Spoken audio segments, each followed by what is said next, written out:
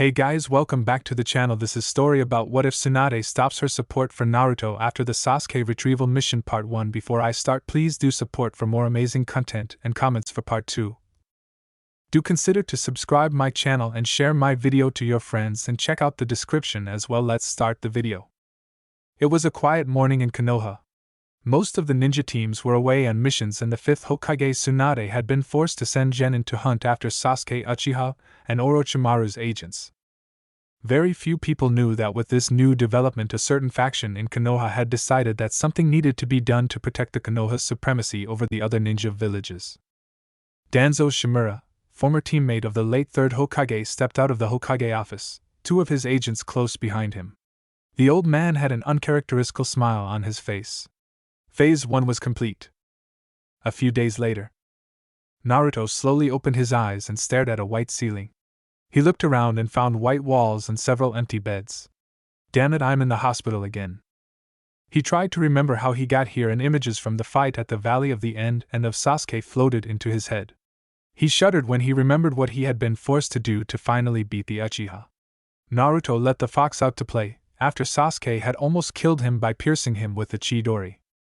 The beating the blonde Jinchuriki dished out after that had been extremely brutal, but Naruto was relatively sure that Sasuke had survived and that he hadn't caused any permanent damage. Then he heard footsteps on the corridor outside his room and excited chattering from someone he knew. He couldn't understand anything, but a minute later Sakura entered his room, a grim look on her face. "Hey Sakura." "Hey Naruto." She walked towards him. "Is Sasuke alright? Is he here too?" Sakura stopped, standing right next to him. "Yeah, he is in another room and it looks like he will be okay. If Kakashi-sensei had found you 2 an hour later, he might not have made it." "And the others? What about Choji, Neji, Kiba, Shikamaru and Lee?" "They will live. Even though Choji and Neji were a really close call." Naruto nodded, relieved, and remained silent for a second. "Naruto, what happened during the fight between you and Sasuke?" The Uzumaki paled and looked to the ground in shame.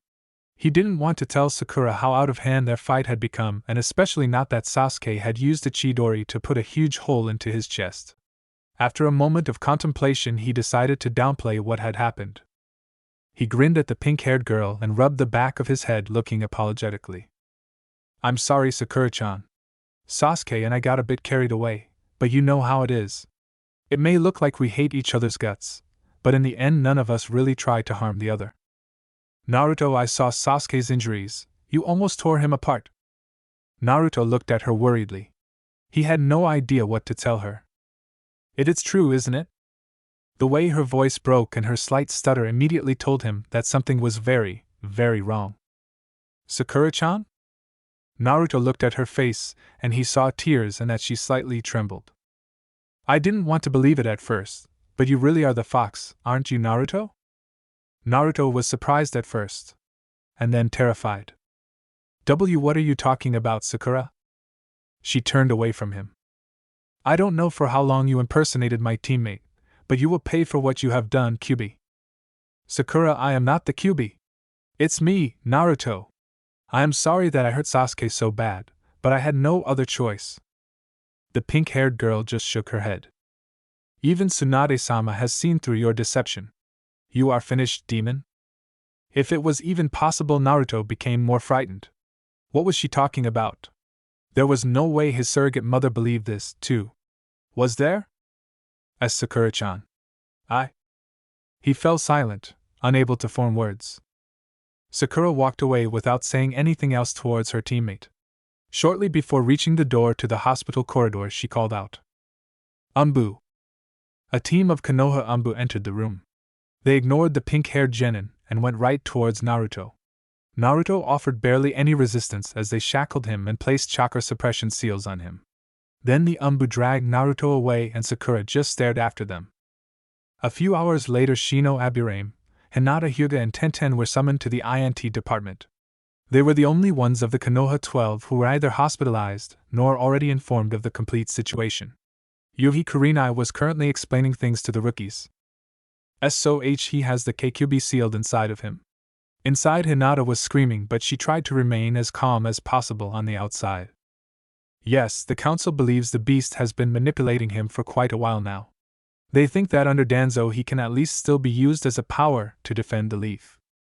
Tenten asked, "Isn't it strange that Lady Tsunade so far treated him like a little brother or son and now she pretty much throws him away? I mean, he just completed his mission successfully. No innocent was hurt or killed." "I don't know about that. I guess Lady Tsunade was convinced by the council's arguments." The usually silent Shino spoke up for once. "Can we talk to Naruto-san? He may be a monster, but he still was a comrade for quite some time." "I don't know, it may be a bad idea for you to meet him now." Hinata looked towards her mentor with pleading eyes. Please, Kurenai-sensei. There is something that I have to do." Kurenai looked at Hinata and sighed. She couldn't deny the girl such a heartfelt request. She shrugged and motioned the ninjas to follow. The Jonin they met directioned them to a dark-looking corridor with several cell doors. Kurenai knew that there was no way to contact whoever was in the cell in question, so they had to wait. Luckily for them, it took only 10 minutes before the cell door opened and Kakashi stepped out. He had a grim look on his face. On his metal-reinforced gloves was some blood. Through the cell door they could see Naruto. He was chained to a chair, his chest was bare and sweaty. He had his head lowered, but the people outside could still see that he was crying silently, and his face was bruised and bloody. "Hello, Kurenai. What are they doing here?" Kakashi asked, pointing towards the group of rookies. "Hi, Kakashi. They want to talk to Naruto." "I don't think that is a good idea. They should realize that Naruto is not who he pretended to be. He is the beast that killed countless of our leaf shinobi and my sensei." Kakashi-san?" Kakashi was surprised to hear the timid Hinata Hyuga speak up. Please let me talk to Naruto. I'll like you have a score to settle with him." Kakashi looked surprised to the determined-looking Hyuga girl. His stupid act made me fall for who he pretended to be. I want to give him a piece of my mind. Please, Kakashi-san, I need to do this to get over him for good." Kakashi nodded. Her argument made sense. "All right. But Kurenai, or I will stay with you." "And no. I have to do this alone." Kakashi contemplated this for a minute, then he nodded and motioned for her to enter the cell. Trembling Hinata entered the cell and closed the heavy steel door behind her. Then she poured some chakra into the seals that covered all the walls and the door itself, and they began to glow in a soft blue light. She briefly activated her Byakugan. The seals were clearly working. Even with her special eyes she couldn't look outside, and she was sure that as long as the seals were active no sound would be able to go into or out of the cell either. This filled her with a strange calm. She had all the time in the world to do what needed to be done, and no one would be able to intervene. She couldn't really believe her luck having managed to be left alone with Naruto, and she wasn't going to let this chance go to waste. Hinata turned towards Naruto. Tears were still running down his cheeks. She walked towards him, sat down in his lap and embraced him in a hug to comfort him. Normally Hinata would have never been able to do anything like this, but now in the safety of the cell she found the courage she needed to help him. Hinata? Naruto was surprised. The girl had just talked about her having a score to settle with him, and now she was hugging him. In a compromising position, no less. "Naruto-kun, it's okay. I'm sorry about the things I said, but I really needed to talk to you." Naruto registered somewhere in his mind that she wasn't stuttering, but that was rather unimportant right now. Naruto leaned into the girl's shoulder and cried. A few minutes later Naruto had recovered enough that he was able to talk again. "Sakura and Kakashi-sensei both think that I'm a monster, the Kyuubi. Naruto-kun, I have been watching you for a long time. I know that you are not a monster. But everyone else seems to think so." "No, Naruto-kun, not everyone. I heard Shikamaru got arrested after he attacked the first group of Umbu, who were coming to get you. Even though he was hospitalized and still completely out of chakra." Naruto's eyes got wide and then he snickered. "That seems so unlike our great master strategist." Hinata smiled at this. She had at least lightened his mood a bit. "Yeah, it really does. Will he be alright?" Hi. Shikamaru-san is the heir of the Nara clan. Everybody says he will be released shortly, because you only tricked him into helping you." With that Naruto's face fell a bit again. After a few moments of silence he spoke up again.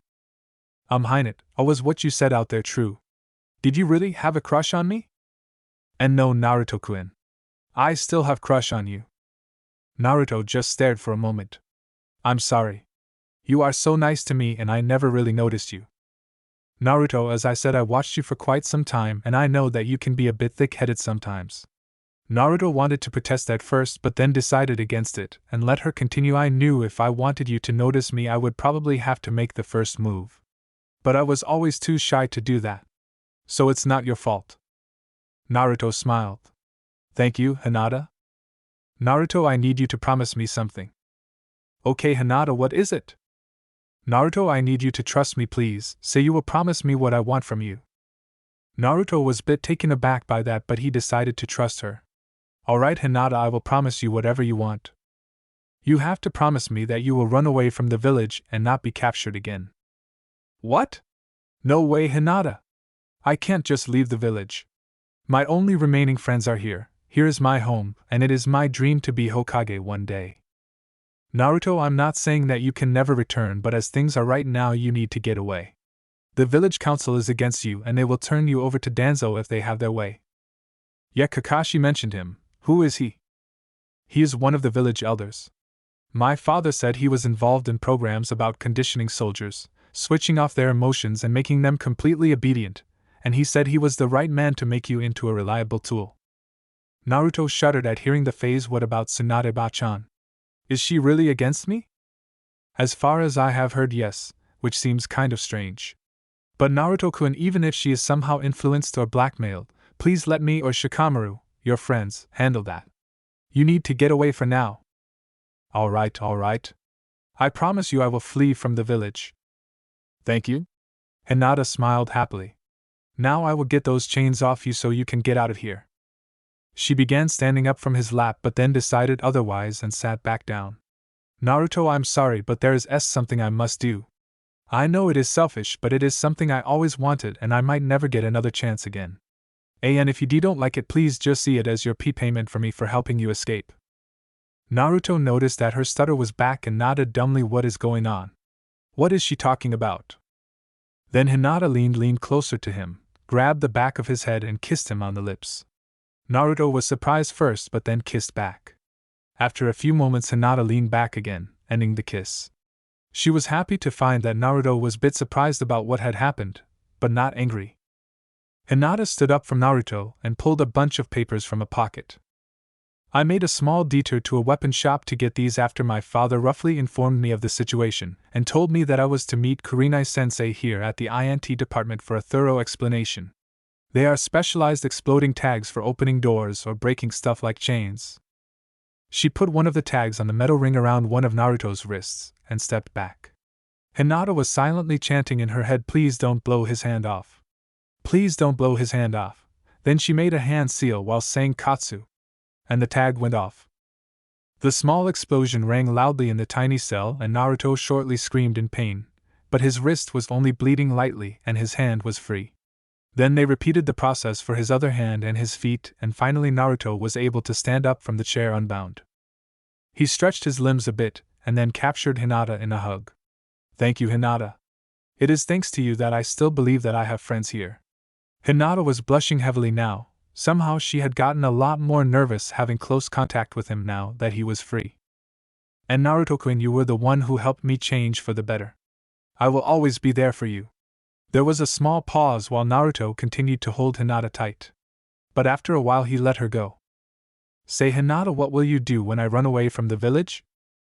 Hinata looked sad when he mentioned that and answered, I would like to come with you, but if I do that I will most likely never be able to return again.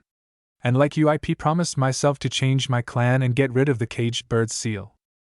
If no one except people I trust like Kurenai-sensei, Shino and Tenten who were with me notice me helping you, I would like to stay here and fulfill that promise. But once that is done, and you still cannot return, I promise I will find you. She looked up into his eyes expectantly, at least if you don't mind. Naruto was smiling now. No, I really wouldn't mind that. I want to see you again. Naruto-kun, I think we wasted enough time already. We have to get you out of here. Do you have any kind of plan? I will go out first and try to disable Kurenai-sensei and any other jonin who might be there. Then you will come out and help me against Shino and Tenten. From there you will be on your own. But I hope you can make it out of the building before anyone else notices you're missing. Are you ready, Naruto-kun? Naruto grabbed the back of her head and pulled her in to kiss.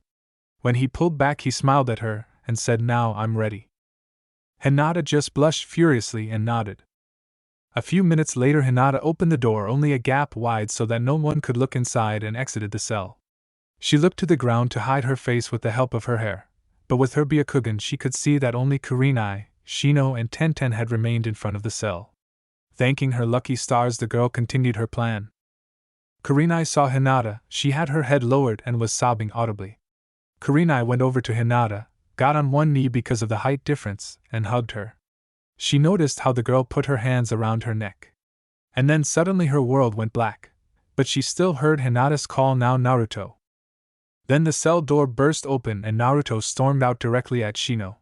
He pulled his right fist back to possibly take Shino out in one strike, only to notice that Shino made no moves to defend himself and was calmly expecting the strike. Naruto stopped. You are not defending yourself?" "That is correct." "Why?" "While I don't wish to oppose the village because of my duties as clan heir, I still see you as a comrade and friend. Not mentioning that I do not wish to anger my teammate Hinata. So logically, being taken down by you, while you successfully escape, would be the best possible outcome of the situation. So you know what we are doing?" After what Hinata-san said earlier, that was the most logical thing to occur. Though I am interested in how she managed to get you free. Naruto winced at that but didn't answer his question. He looked towards Tenten. "Will you try to stop me?" "Nah, I don't think I will. You have changed Niji for the better, and for that I really owe you." Naruto just grinned and put one hand on the back of his head. Now there were two more people he could trust. "Thanks, guys." Hinata stepped forward. "Thank you, Shino and Tenten. Can you please say Naruto broke free with chakra from the fox if you are questioned? I would like to be able to stay in the village." Shino nodded. "I am glad I will not lose a teammate today." Tenten agreed too. Then Shino spoke up again. "Naruto-san, may I ask you to punch me as you originally intended? I would prefer it if this looked convincing." After one more round of convincing Naruto, he punched both of them once in a way so that they hit the wall, knocking them out cold. But before Naruto did the same to Hinata, the cell next door opened a bit. Then they heard the voice of Ino Yamanaka. She already stood half in the door ready to leave the cell but had turned around again to face inside. She hadn't noticed what had happened outside. "I will think about what you said, Shika. Just stop attacking Umbu from now on, please." And then Ino fell into an unconscious heap, because she hadn't noticed Hinata stepping behind her, grabbing her neck. Naruto stepped past Hinata and Ino's unconscious form into the cell. "You okay, Shikamaru?" "Naruto. Yeah, I am okay. Just leave me here, they will let me go after a while. But you have to get out of here now." "Sure thing, bye Shikamaru, and thanks for attacking those Umbu for me." "Wait." "Huh? Naruto, what is your plan?" Get out of the building and run like hell." "Naruto, that will never work. The Leaf has specialized tracking teams, you will never escape them. Especially outside the village once they find your scent." "Then what should I do?" "Grab as many clothes as you easily can from the people here, then get out of the building and get into a back alley. Create a bunch shadow clones and give them most of the people's clothes and your own clothes.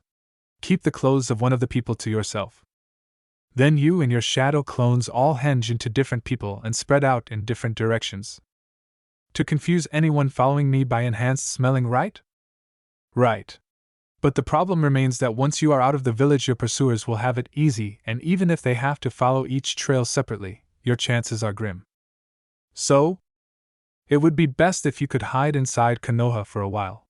A place protected by seals, so that nothing like the Hokage's seeing orb or the Byakugan can find you. The only problem being that there is no such place. At least none that is empty, since hiding in a clan's home is a bit suicidal. That would be correct if the clan I am thinking about still had any other members." "What are you talking about?" "Well, it's just a theory of mine, but if you really belong to that clan, then you could easily get access to the compound by wiping a bit of blood on the seal on the compound gate." "You think I belong to a clan?"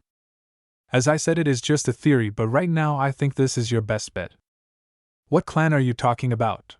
"I know there is no Uzumaki compound in the village." "That is correct. But I am talking about the Namikaze." Behind himself, Naruto could hear a gasp from Hinata. "Who are they?"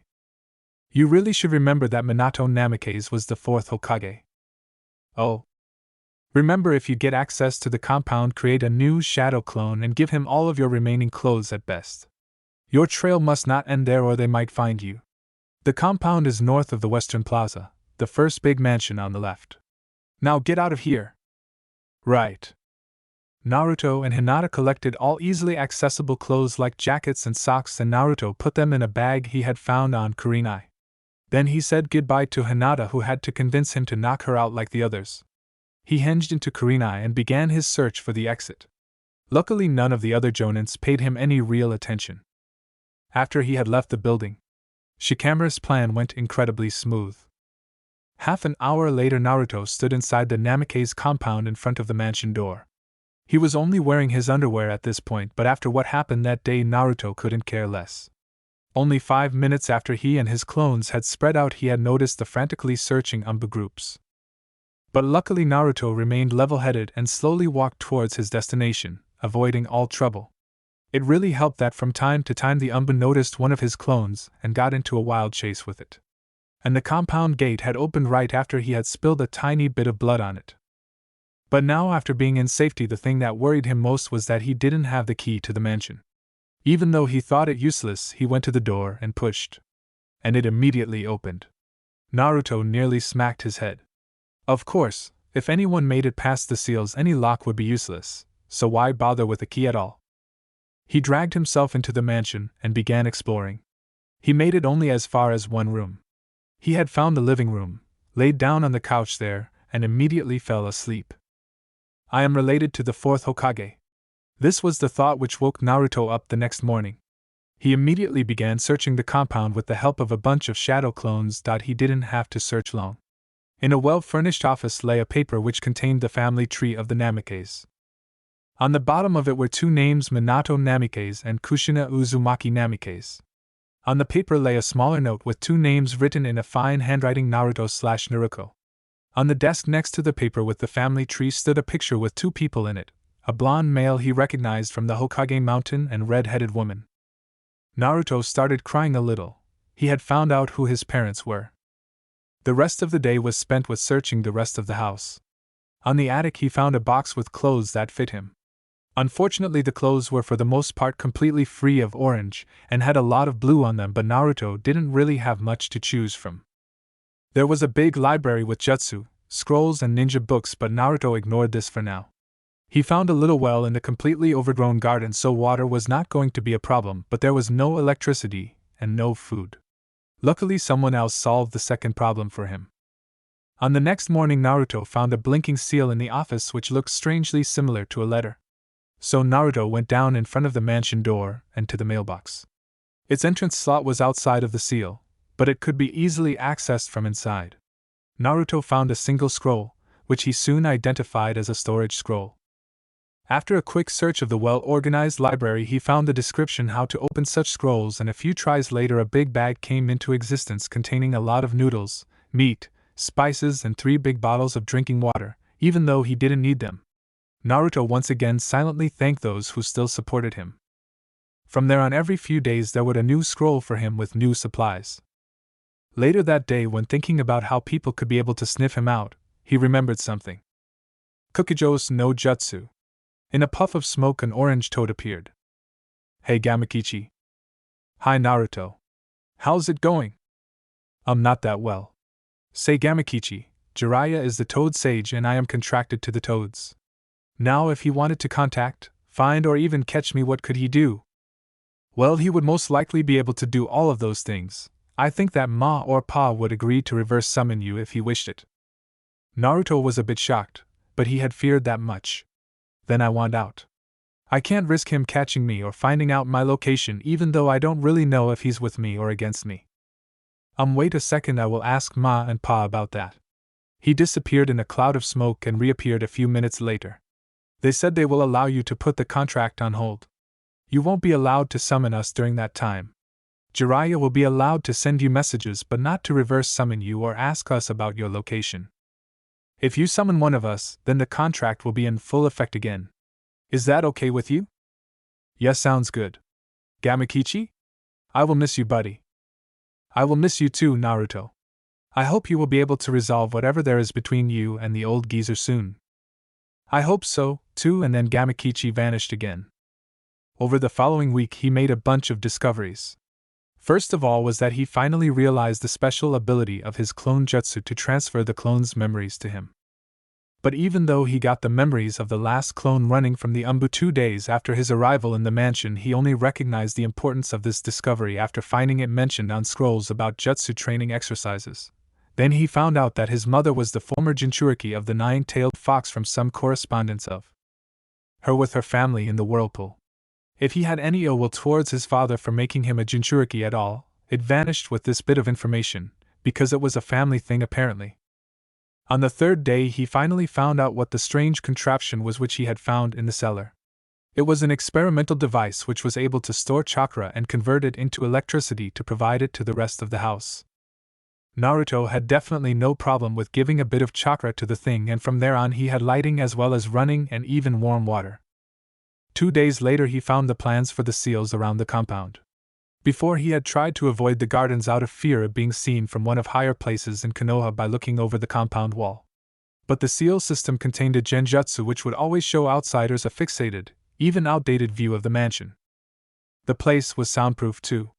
That meant he would be able to train outside of the mansion without any troubles. So he did. With several hundred shadow clones mostly. On the 6th day Naruto decided to pay the fox a visit. He got into a meditative stance in the middle of his living room and concentrated on entering his mindscape. Several minutes later he stood in the familiar dark sewer in front of the gates holding the nine-tailed fox. Hey stupid fox. What do you want, brat? Well, furball, I found out that the 4th Hokage was my father and that my mother was your last Jinchuriki. But that opens up a bunch of new questions. First of all, how the fuck did you get free from my mother? TCH, I won't tell you. Arg, so is it correct that first my mother died after or because of childbirth, through that you got free somehow, and then my father died while trying to seal you? No, they both died together after I impaled them on one of my claws. You are just trying to piss me off now, aren't you? Maybe.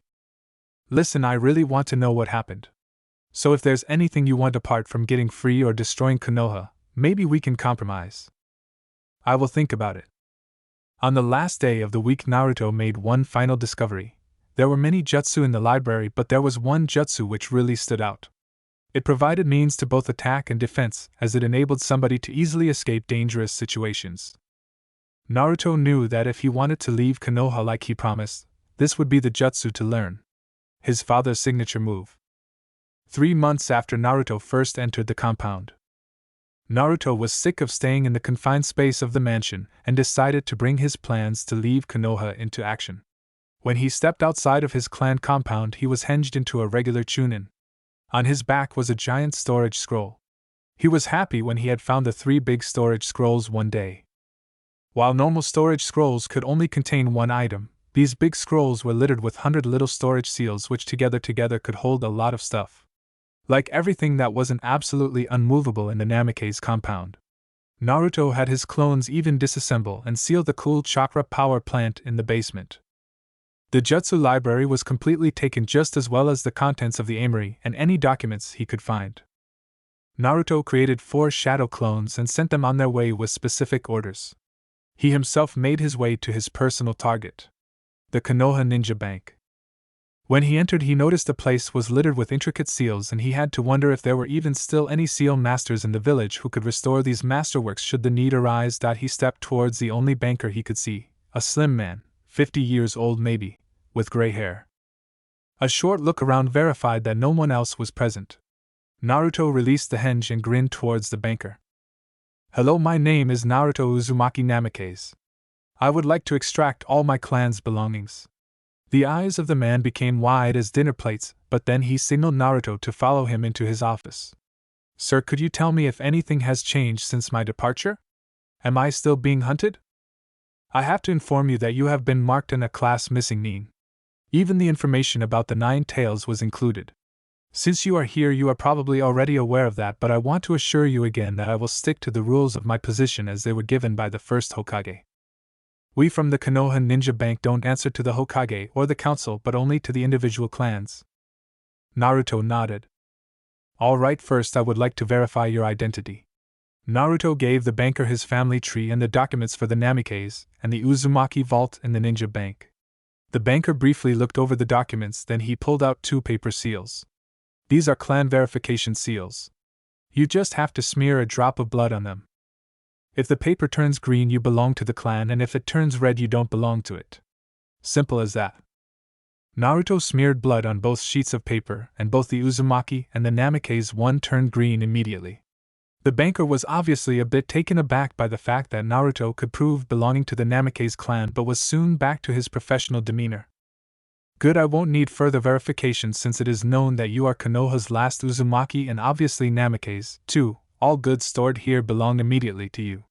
But if you withdraw everything, your clans automatically lose their status as clans of Konoha. Yes, I know that.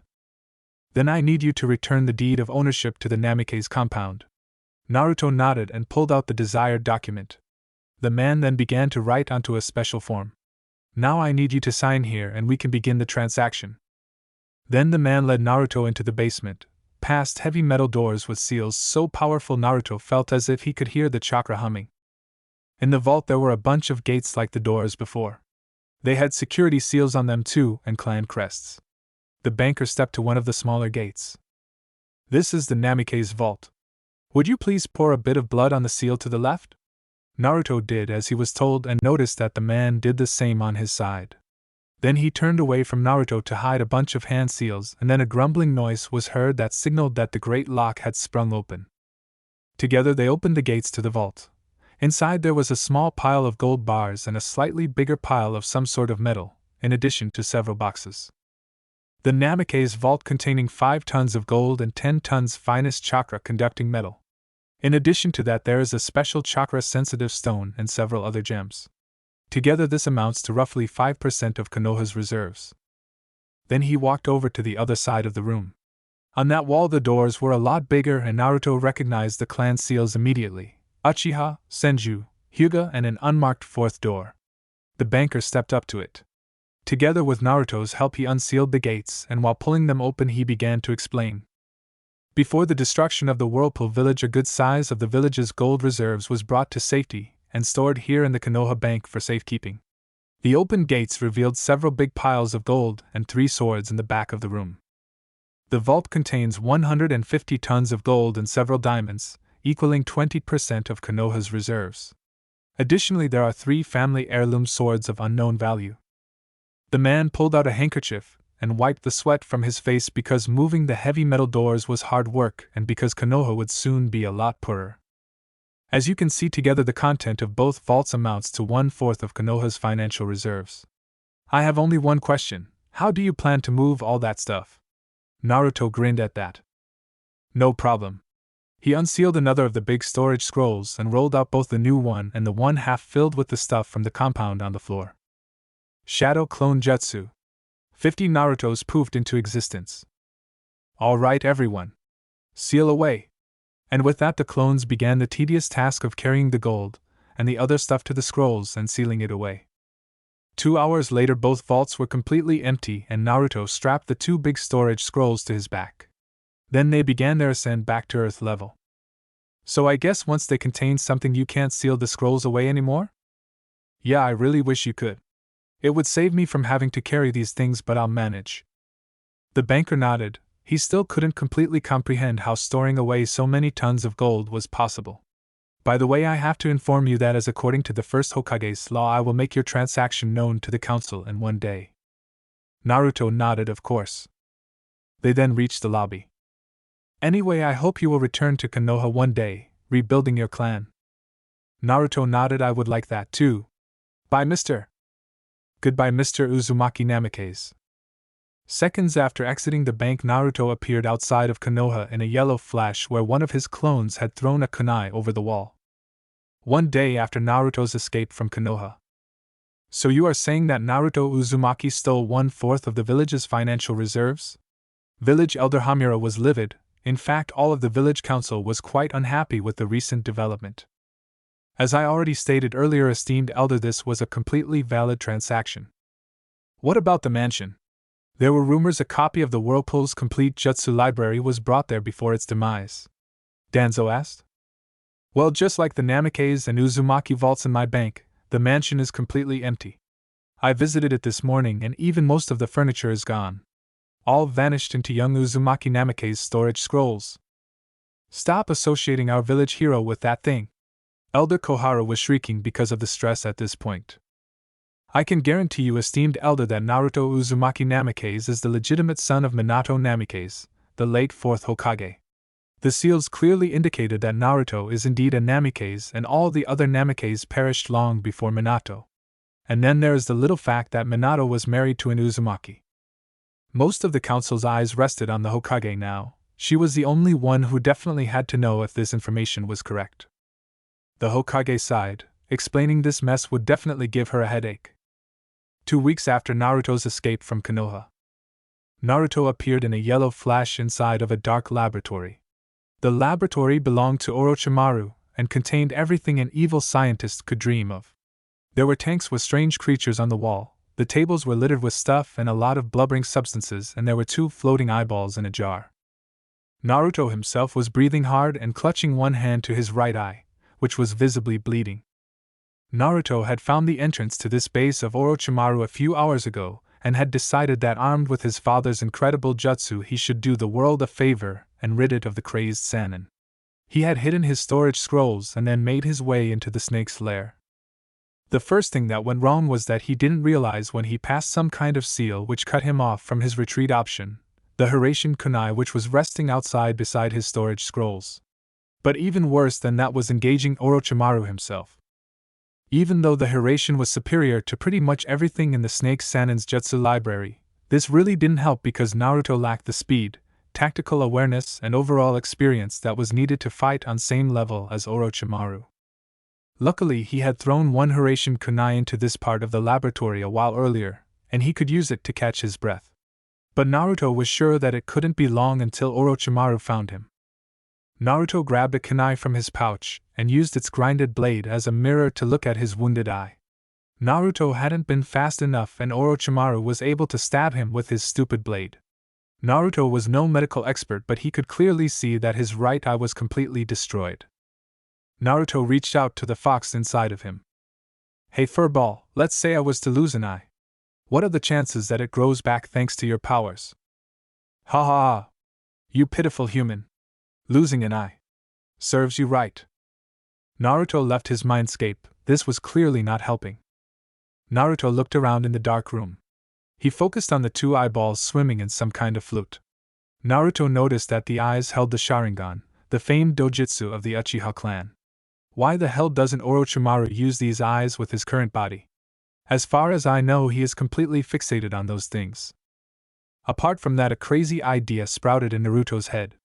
And who was to stop him? Please don't use those eyes. What do you want, Fox? I don't like the Sharingan, don't use it, mortal. But then Naruto completely ignored any further comments from the demon fox. Naruto had been quite fed up with their recent interactions. Under heavy pain, he removed the remains of his right eye from his eye socket. Then he grabbed one of the Sharingan eyes from the jar and plopped it into the empty socket. Under normal circumstances, an eye transplantation should have never worked like that, but the powers of the demon fox helped immensely. Within minutes, they bridged the small distance between the cut-off nerves in Naruto's skull and the nerve ends on the back of the preserved eye and brought it back to live. Naruto could see again. But only for a brief moment before his eye erupted in pain. It was a hot, searing pain that seemed to run from his eye into his brain. Naruto was rolling on the floor clutching his eye, and he was already close to ripping the eye back out again. But then the pain stopped as fast as it had come. What the hell was that? Take that kunai out again and look at your eye. Something has happened. Naruto again took out the kunai to take a look at his eye. He was surprised to find that the eye was wine-colored with black rings in it. What the hell is that? The Rinnegan, there was a small silence, kit, you should really take the other eye too. What the heck? I won't give up my perfectly healthy left eye, and weren't you completely against using those eyes a while ago? Kit, just take the second eye and get out of here, we can talk about this later. You need to get away from Orochimaru. Okay, now I am seriously freaked out, since when are concerned for my safety. As I said, we can talk later. Naruto quickly sealed the jar with the remaining eye into an empty storage scroll and then bolted out of the door into a dark corridor only to see Orochimaru and Kabuto coming around the corner on the far end of it. But luckily he could outrun them with the help of a few teleportations via his technique. Eventually Naruto reached the stairs to the surface, and even though he had to leave some of his Hiraishin kunai behind, he continued his escape. While bolting up the many steps, Naruto could finally feel his kunai on the surface again and teleported to its position. He quickly grabbed his 2 storage scrolls and started putting as much distance between him and the lab as possible. 2 days of running and using the Hiraishin to try and lose possible trackers later, Naruto felt relatively safe again. Naruto sat down and entered his mindscape. Hello, Kit. I have a proposition for you. You use that second eye you got and allow me watch what you are doing and talk to you whenever I want. In exchange, I will tell you everything about the day of your birth and my attack on Konoha. That sounds fair, but why are you so interested in those eyes? My FA, a friend of mine, had the same eyes. And let's just say you remind me of him. I might tell you more another time. Alright, I will implant the eye now, and then you can tell me about the day of my birth. The new eye was already in its place, and like the other one, it had painfully turned into the Rinnegan. Naruto was recounting what the fox had told him. So that Madara guy set you free and made you attack the village.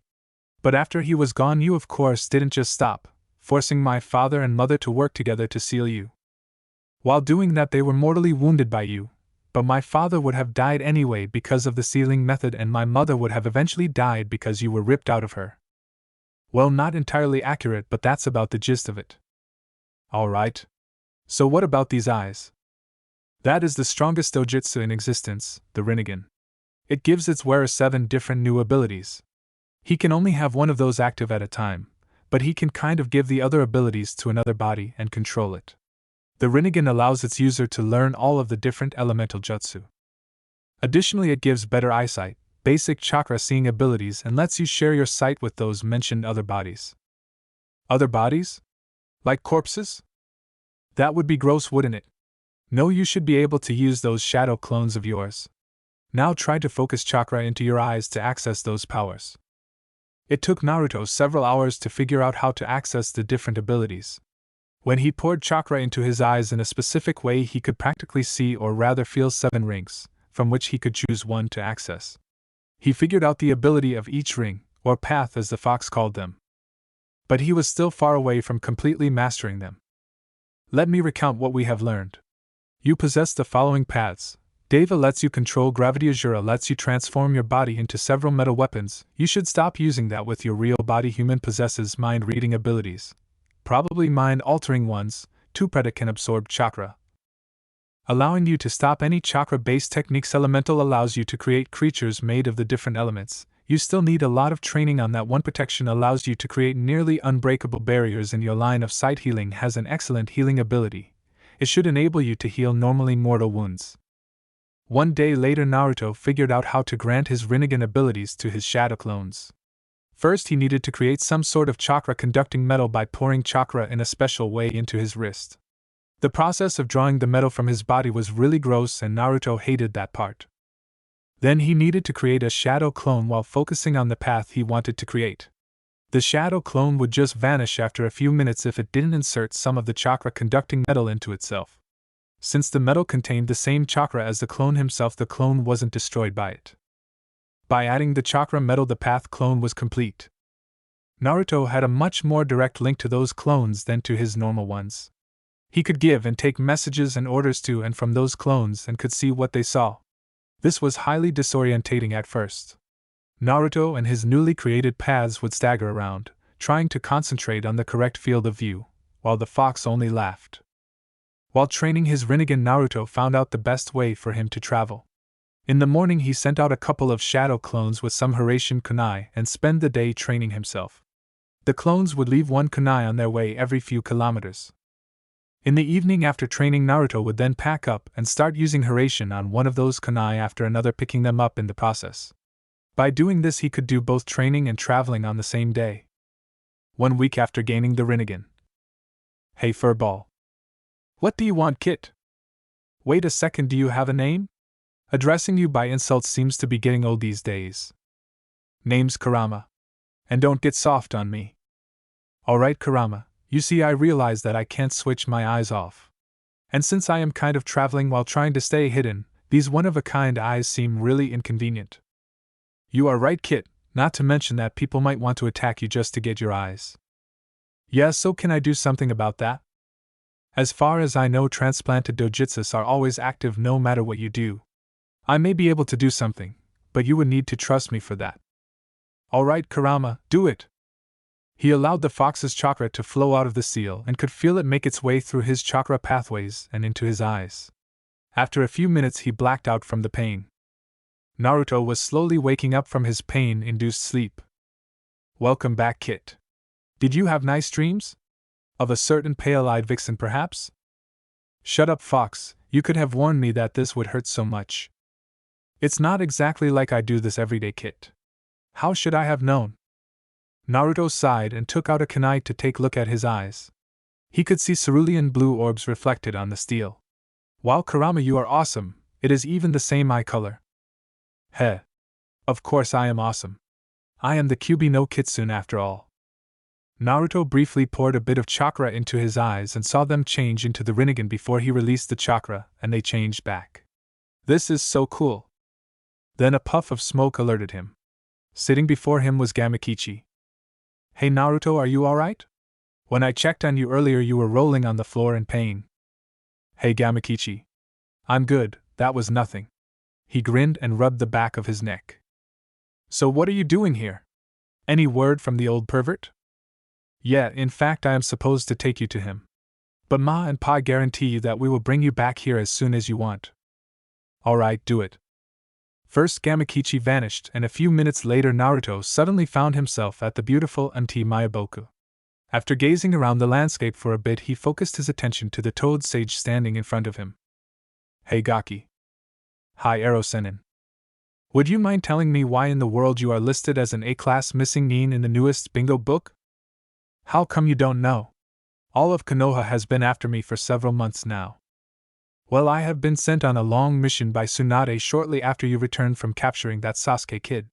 Naruto blinked. Had Tsunade purposely kept Jiraiya out of everything?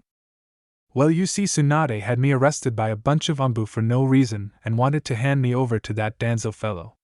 They said the fox was controlling me or something like that. You know that you were the reason Tsunade decided to become Hokage. Her just deciding you pose too great a risk to the village doesn't make any sense. Well, I don't know, maybe someone brainwashed her or something? Okay Gaki, I will see what I can find out.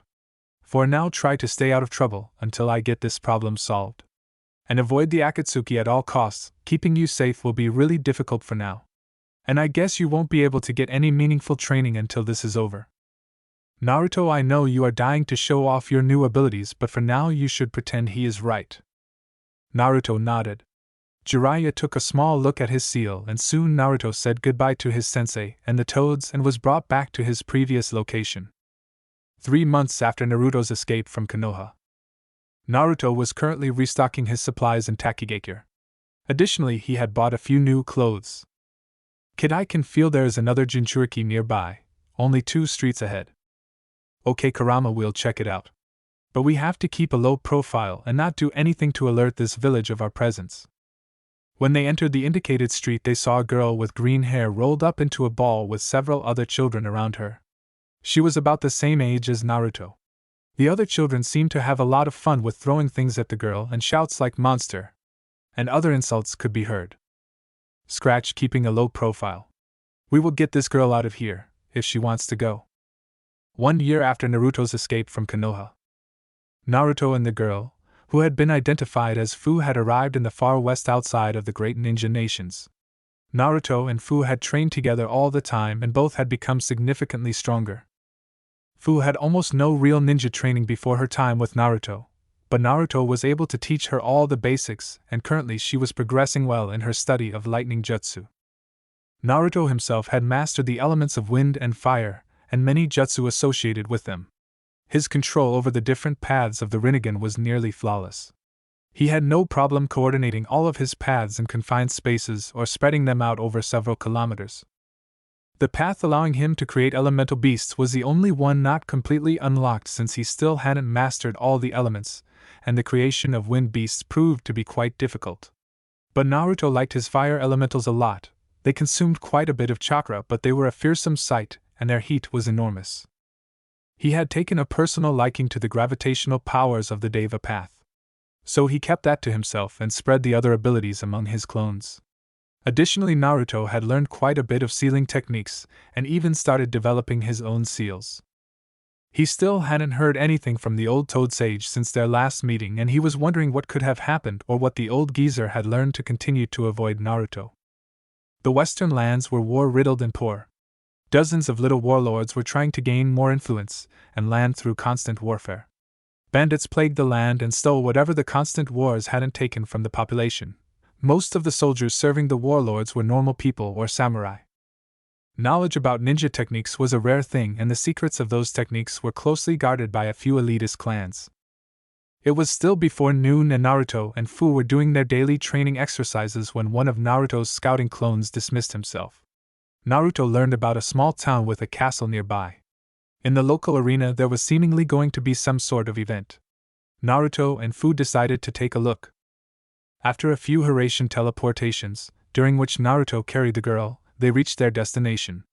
There were several groups of soldiers located in small camps all around the city. Many people were going towards the arena, so Naruto and Fu decided to do the same. By asking a random stranger, they found out that the local warlord had perished in the last battle, and they were holding a tournament to determine the next one. To enter, it was required to pledge a substantial amount of soldiers to the small nation's cause or give a great amount of money, or a combination of both. Fox? I am seriously thinking about going into the tournament. I mean, it doesn't look like I will be able to return to Konoha soon, and maybe I can help these people as warlord. Go for it. Traveling around and training all the time has become boring. Fu, what do you think? How does Warlord Naruto Uzumaki Namikaze sound? Can't we just keep traveling alone? I don't like being around idiots. Naruto's sweat dropped. The girl trusted him but still had severe problems with being around other people. Fu, you have to eventually be able to interact with other people. Besides, they don't know Jinchuriki or tailed beasts in this land, so they won't hate us. Alright. But if they turn against us, we get out of here. Naruto made his way to some official-looking men, who were obviously keeping each competitor's commitment, as there was already quite a heap of gold and gems next to them. On their table were dozens of papers, seemingly containing details about the promised soldiers. I want to join the tournament.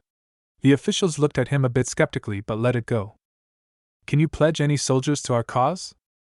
Well, if I win, there will be one really strong one helping us. At this, the girl with green hair standing next to the blonde waved towards the officials. But I would rather simply pay in gold. Okay, you will have to pay 10 tons in gold then, but you only have half an hour left to get it here. Naruto shrugged, took one of the storage scrolls from his back and unsealed the required amount. The officials just stared at him. Do you want to register any additional fighters? One of officials thought the blonde was maybe an easy source of money for the region. Nah, thank you. Sorry, Fu, but I'd like to do this alone. Fu nodded. Is that all? The officials nodded. What are the rules for the tournament? Everything goes. Most of the other competitors have registered a bunch of fighters relative to the amount of money and men they could provide, which means you will be severely outnumbered. Naruto shrugged. Numbers definitely wouldn't help them. Well, if that's all, I'll be going now. Naruto nodded towards them, and then made his way into the arena.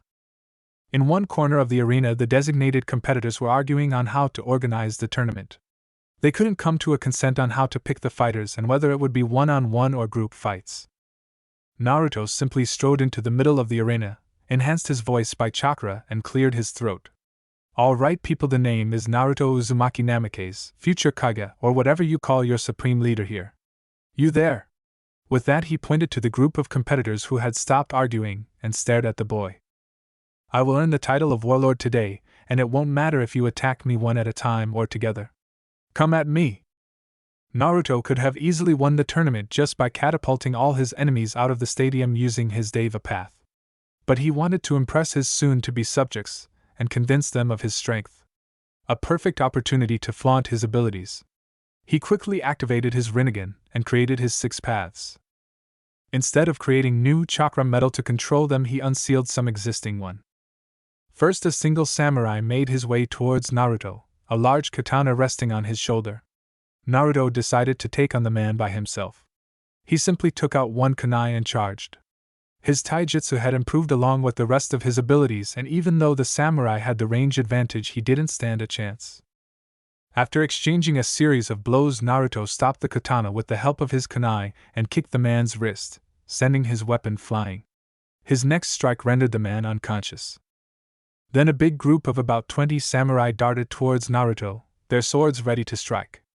Naruto decided to simply create 100 shadow clones and let them do the work. It didn't take long, and all the samurai were overwhelmed by the numbers, and the clones knocked each of them out. Then Naruto dismissed the clones. 3 people in similar clothing, clan members most likely, started throwing knives out of thin air and throwing them towards Naruto and his paths. The protection path stepped forward and created several purple shimmering barriers in mid-air that stopped the projectiles. After they had seemingly run out of ammunition, Naruto's Preta path quickly incapacitated one of them using a strike to the solar plexus. Then he grabbed the other 2 by their throats, held them up in the air, and started sucking out their chakra through his hands. They struggled for a bit, and then fell into unconsciousness. The path let them go, and they collapsed on the ground. Naruto's Azura path stood in a group of competitors using his metal-enforced limbs to block swords and pummel his enemies. He then shot out metal tendrils out of one of his hands that restrained his remaining adversaries and strangled them into unconsciousness. 2 enemies charged at Naruto from different directions. Naruto quickly did a few hand seals futon. Detapa, a wave of wind flung the enemy charging him from the front into the arena walls. Then Naruto extended one arm in the direction of the other enemy and catapulted him into the other side of the wall using his gravitational abilities.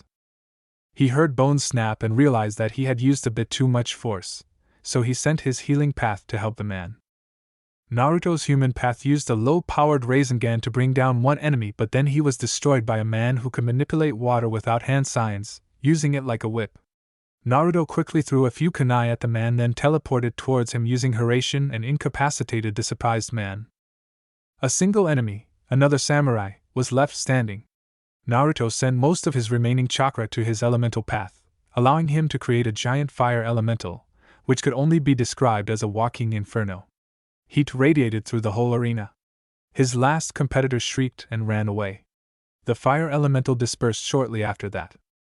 Naruto stood proudly in the arena among the horde of defeated enemies. Most people were staring silently at him because they couldn't believe what they had witnessed. Well, except a small girl with green hair. Woohoo, rocked Naruto Nizin! And soon the rest of the arena joined in celebrating their new warlord. Flashback, on the day of Naruto's escape. The Hokage was currently recounting the events as they were told by the witnesses. So Naruto broke his chains using the fox's powers. He then knocked out everyone in his way. Somehow he exited the INT department without being spotted and created a bunch of shadow clones to throw his pursuers off. He is still on the run at this point. Shino, Hinata, and Tenten nodded. That is not entirely correct, Lady Hokage. Kurenai was speaking up and the rookies became nervous. The other 2 are only trying to protect her, but I know that Hinata actively assisted Naruto by knocking me unconscious, and she was most likely responsible for freeing him from his chains, too. As her sensei, I am truly sorry for this occurrence. Unfortunately, she obviously still has feelings for the boy and acted on them because of her small experience. I request being allowed to personally choose and perform her punishment. But that request was denied to Kurenai. There was no trial or official statement. Hinata simply disappeared on that day. 1 year after Naruto's escape from Konoha. Hinata was dragged to the office of Danzo Shimura by 2 Umbu. She was extremely pale and thin. When the Umbu pushed her into the office, she had trouble regaining her balance, and even staying upright. On her forehead was the mark of the curse seal of the Hyuga clan. Ms. Hyuga, it has been more than 1 year, hasn't it? Danzo clearly waited for some kind of response from her, but none came. You see, normally traitors to the village are immediately executed in public. You are fortunate that we couldn't afford to have the honor of the Hyuga blemished by the stupid actions of one little girl. Again he left a pause to allow her to say something, but she just stared at him. Anyway, even though you betrayed the village, I still plan to make use of your abilities. You see, there are some missions, assassination missions mostly, in which the survival rate is especially low. Sending good and loyal ninja on those missions is always a painful thing to do. Why you want to use me for suicide missions? Exactly, Ms. Hyuga, and if you run away or are simply too late on your return, we will activate your curse seal, cutting off all loose ends. You should already know that you will nowhere be safe from us activating it, should the need arise. Hinata collapsed, her weakened muscles unable to support her. Well, of course you will get a few months to rebuild your strength beforehand. Good luck, Ms. Hyuga. Then she was dragged out of the office by the Umbu to begin her training. 1 year later. Hinata knew she was in big trouble.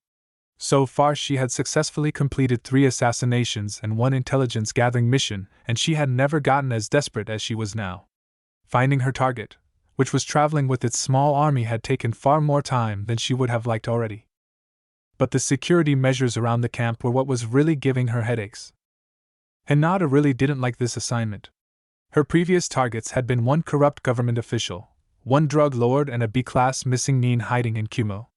After she had read each target's files and gathered information about them, she didn't have any qualms killing every one of them. But this time things were different. She was to eliminate an uprising warlord in the western lands, who was seemingly succeeding in uniting the war-torn land. So far he controlled about 1/3 of the overall region. There hadn't even been any big battles to accomplish that since he had used diplomacy, surgical strikes, and the assassination of a particular cruel warlord to get this far.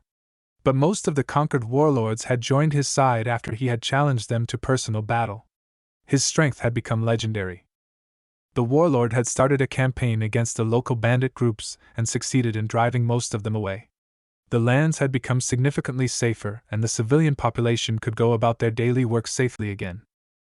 Additionally, the warlord had negotiated a trade agreement with Suna, and wares traveled to and from the great ninja nations that way. The region was starting to recuperate.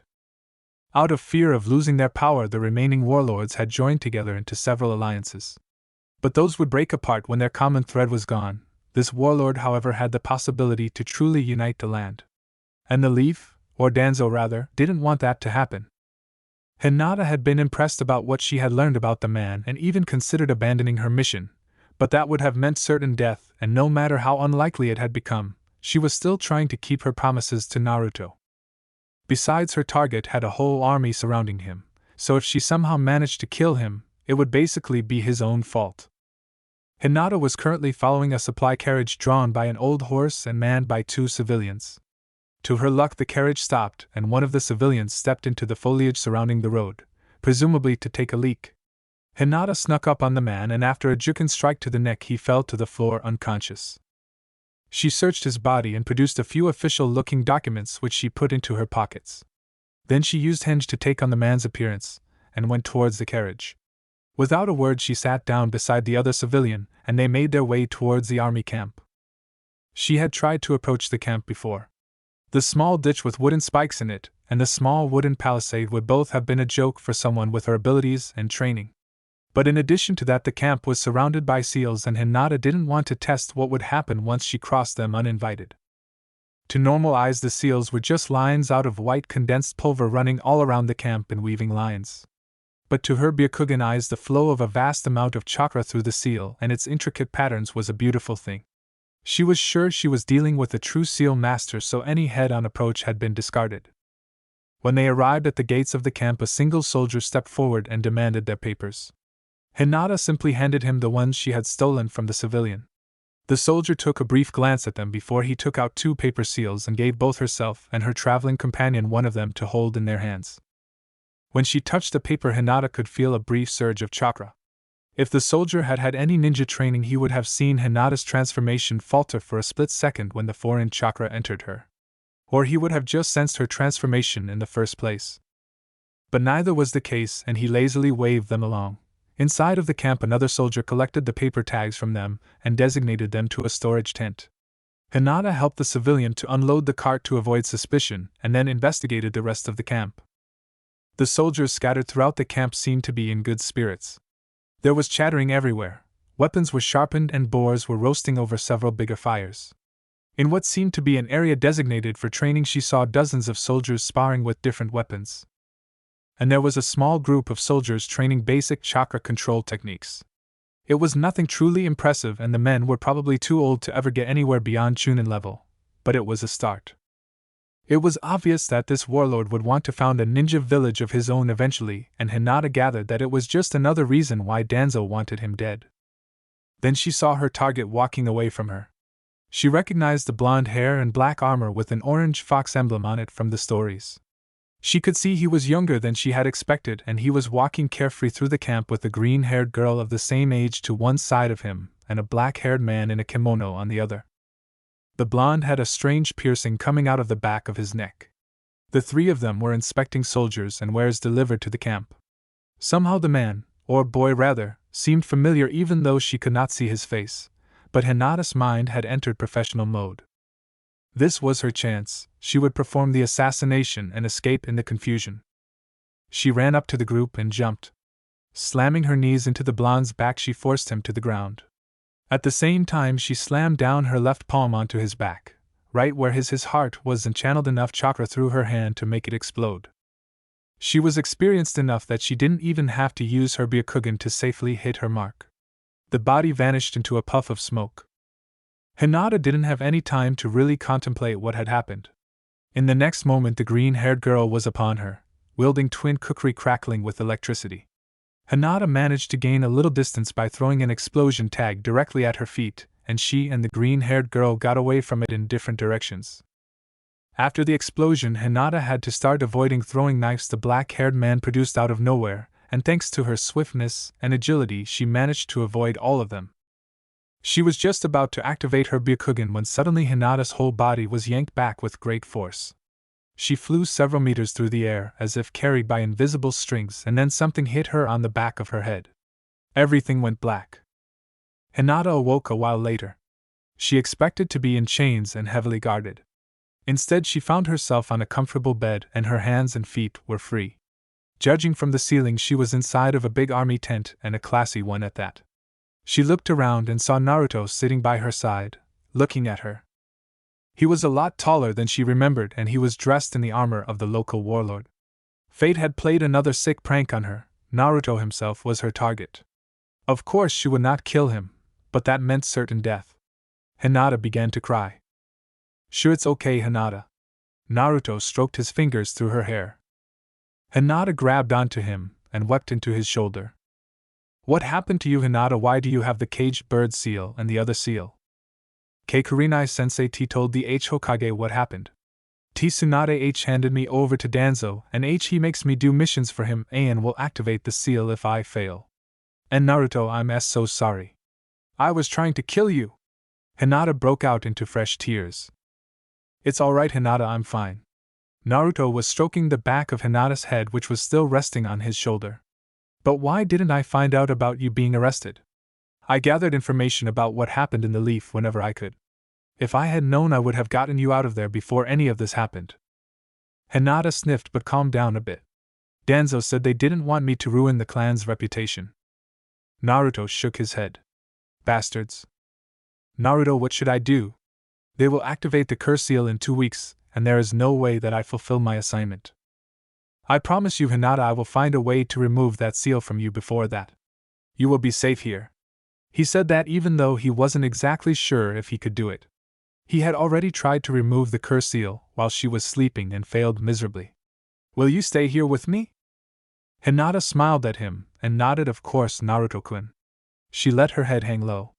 "I mean, it isn't really like I could return even if I wanted to. I guess I will never be able to change my clan." Naruto continued to stroke her hair to try and comfort her. "We will figure something out, okay?" "And Naruto-kun? You said something about another seal on me earlier. How did you know about that?" "Well, since I've been training sealing techniques, I discovered that I have really good intuition when it comes to seals. I guess it is kind of a bloodline since my father was a seal master, and my mother's clan was famous for their seals, too.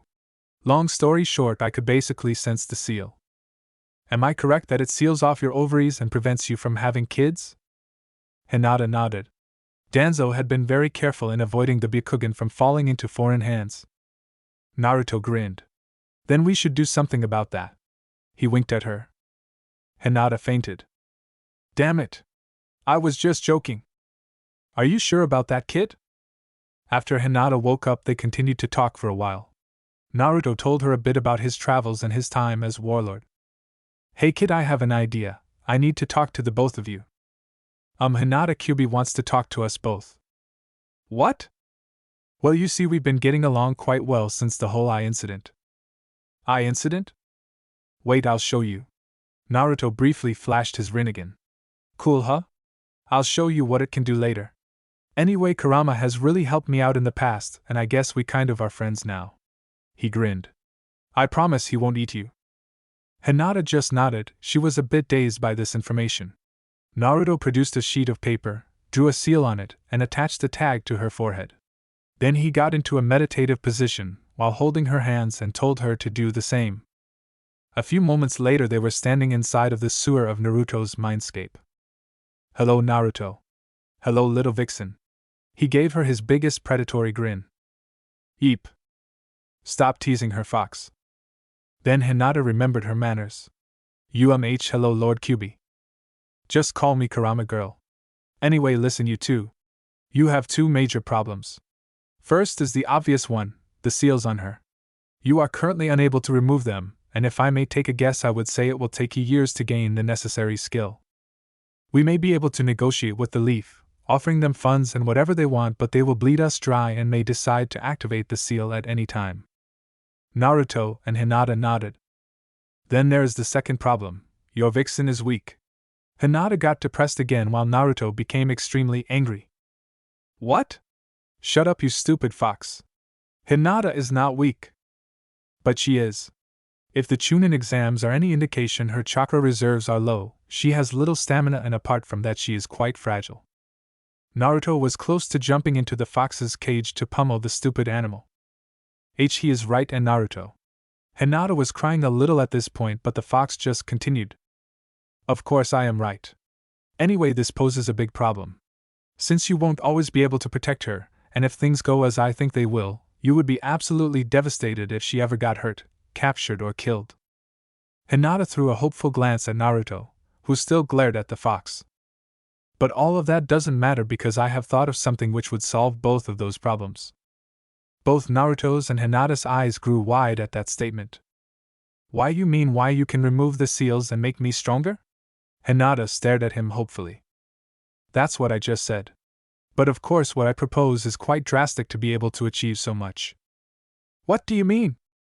I recommend unsealing me and resealing me into Hinata. What? I mean, there is so much wrong with that. Unsealing you would kill me, and as far as I know, sealing you into her would kill her too. Relax, Kit, I have thought of everything. First, I will give you a small portion of my demonic chakra to keep, that should keep you alive. Second, the reason why mature hosts die is because we tailed beasts have the option to kill them. You see, all seals allow a tailed beast to leak a small amount of demonic chakra into the host system, and while the undeveloped chakra pathways of newborns can adopt immediately, the more rigid pathways of older people take longer to do so.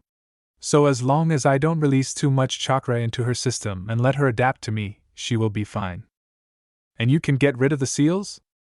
Since I will have direct access to her chakra pathways, and can help her heal any potential damage, that should be no problem. How can you make me stronger? Well, the obvious thing is that over time your chakra pathways will widen substantially to accommodate to my presence, and your chakra reserves will grow. Additionally, you will have self-healing abilities thanks to my chakra. And then there is the reason why Naruto could never access my full power, but it will be possible for Hinata with a completely new seal. Naruto nodded in understanding the missing key. Exactly, to the 8 trigram seal as the 4th used it belongs a key, which allows to safely strengthen and weaken the seal. When you are strong enough, you could even unleash me myself, little vixen. Hinata staggered a bit at that prospect. But what about Naruto? I don't want him to be in danger because I take your powers from him. I don't think that will be a problem. Among his other talents, he possesses those freakish eyes of his and will be perfectly capable of defending himself. Because of his Senju bloodline and my remaining chakra, he should even retain a bit of his self-healing ability. By the way, just like my own powers, his eyes naturally increase their wearer's chakra reserves, but since there is a limit to how fast a person's reserves can grow, a lot of that potential growth is wasted at the moment. Alright, Fox, let me talk to Hinata about this for a moment. and if we agree I will make the necessary arrangements.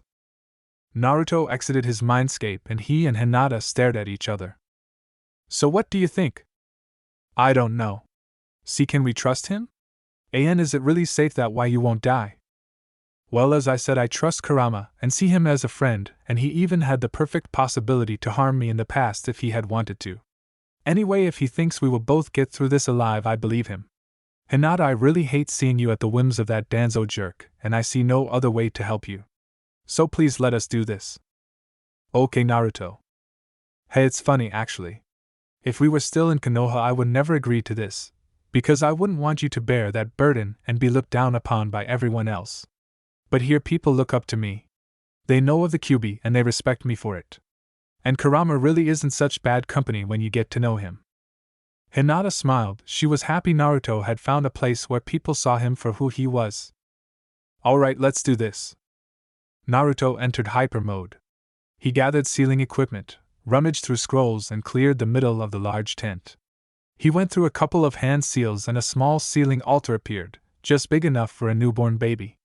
There was a circle of lit candles around it. Naruto and Hinata stared at the thing. Well, you should sit down, I guess? Hinata nodded and sat down on the far too small altar. Take off your jacket and roll up your shirt a bit. I will need access to your belly. When Hinata took off her umbu jacket and sat before him in a black shirt, Naruto couldn't help but notice that she had developed quite well in certain areas. He started blushing. I am not a pervert. I am not a pervert. Concentrate, damn it. Naruto got into a meditative stance in front of Hinata and entered his mindscape. Naruto looked up to the big fox, who was towering above him once more. We are ready, Kurama. Then let's get started, Kit. Rip off that seal. Naruto went towards the giant gates. He noted that the paper seal was far too high to reach, but somehow his intention to access the seal caused him to float into the air towards it. When he was right in front of it, he unceremoniously ripped it off. The giant gates burst open and Naruto was flung back a bit into the sewer water. Naruto, what are you doing? Kurama and Naruto stared at the newcomer. Dad? Dad! Naruto jumped the former Hokage Minato Namikaze, who had appeared suddenly, and grabbed him in a fierce hug. Naruto, why have you freed the Nine Tails? Well, I kind of have to seal him into a friend of mine to help her. I see Minato was currently accessing some of Naruto's memories, and one those unnerved him quite a bit. You have left the Leaf Village? Yeah, I really didn't want to. But things went bad and I think Tsunade-bachan is being manipulated somehow. Minato nodded. I don't mean to disturb this tearful reunion, but I am kind of having problems containing my chakra now that the seal is wide open. Minato stared at the Kyuubi. Naruto detached himself from his father. What do I need to do? Come here, Kit, grab onto me and pull. By doing that you should be able to draw out a portion of my chakra. Then cut it off from me with something sharp. Naruto did as he was told, made his way towards the fox inside the open cage and began to pull. He drew a wide stream of red chakra from the beast. Alright, stop, Kit, don't be greedy. Naruto nodded. He pulled out a kunai and separated the stream of chakra from the Kyuubi. He could feel the separated power become a part of himself. In a puff of smoke, another person appeared in the room. Kushina? Mom? Again, Naruto captured the newcomer into a hug. He was crying tears of happiness now. I am so glad I get to meet you. But how is this possible?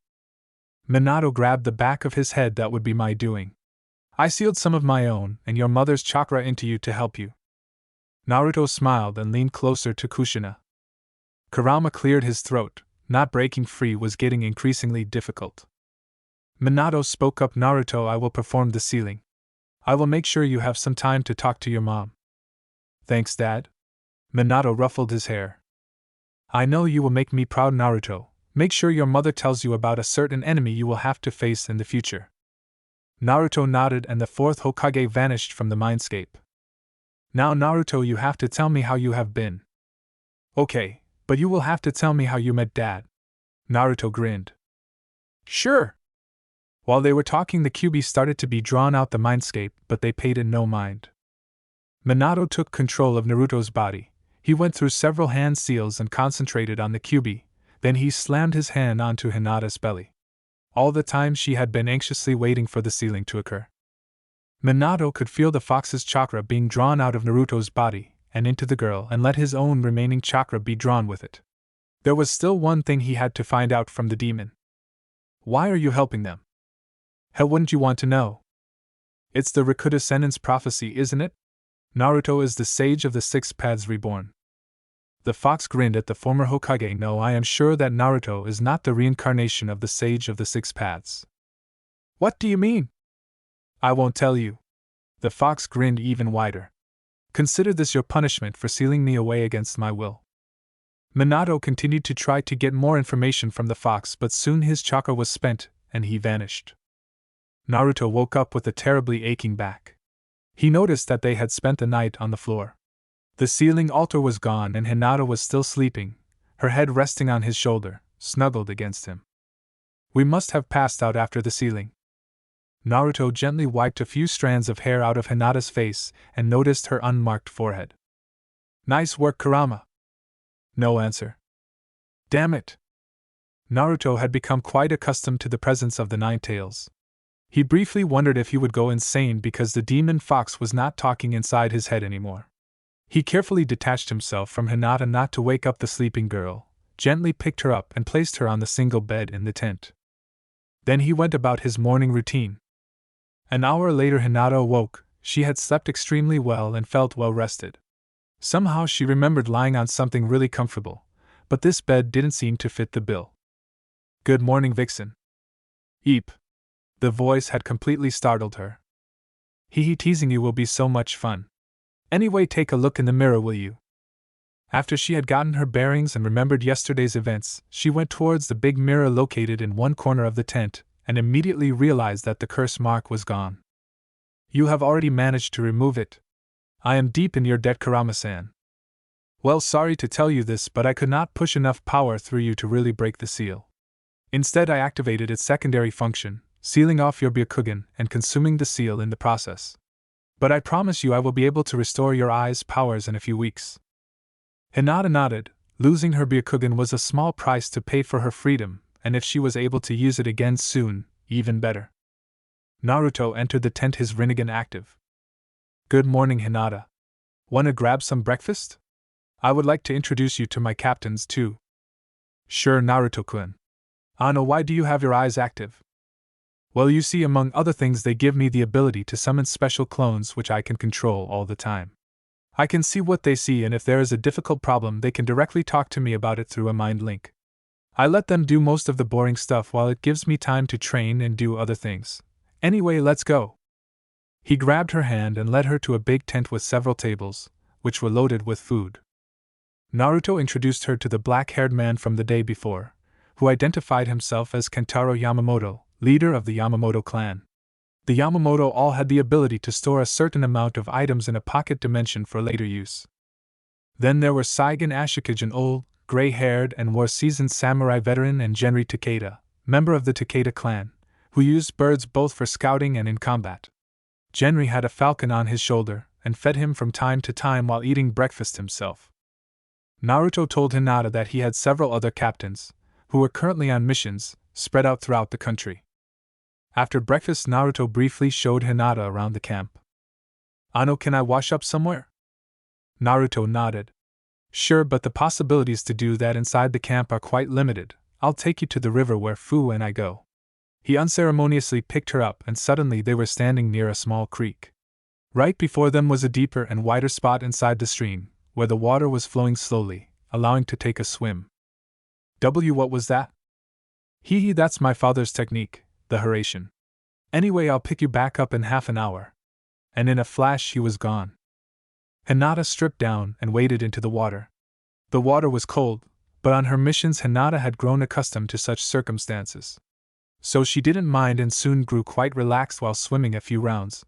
Suddenly an electric shock went through her, more irritating than painful. Eep!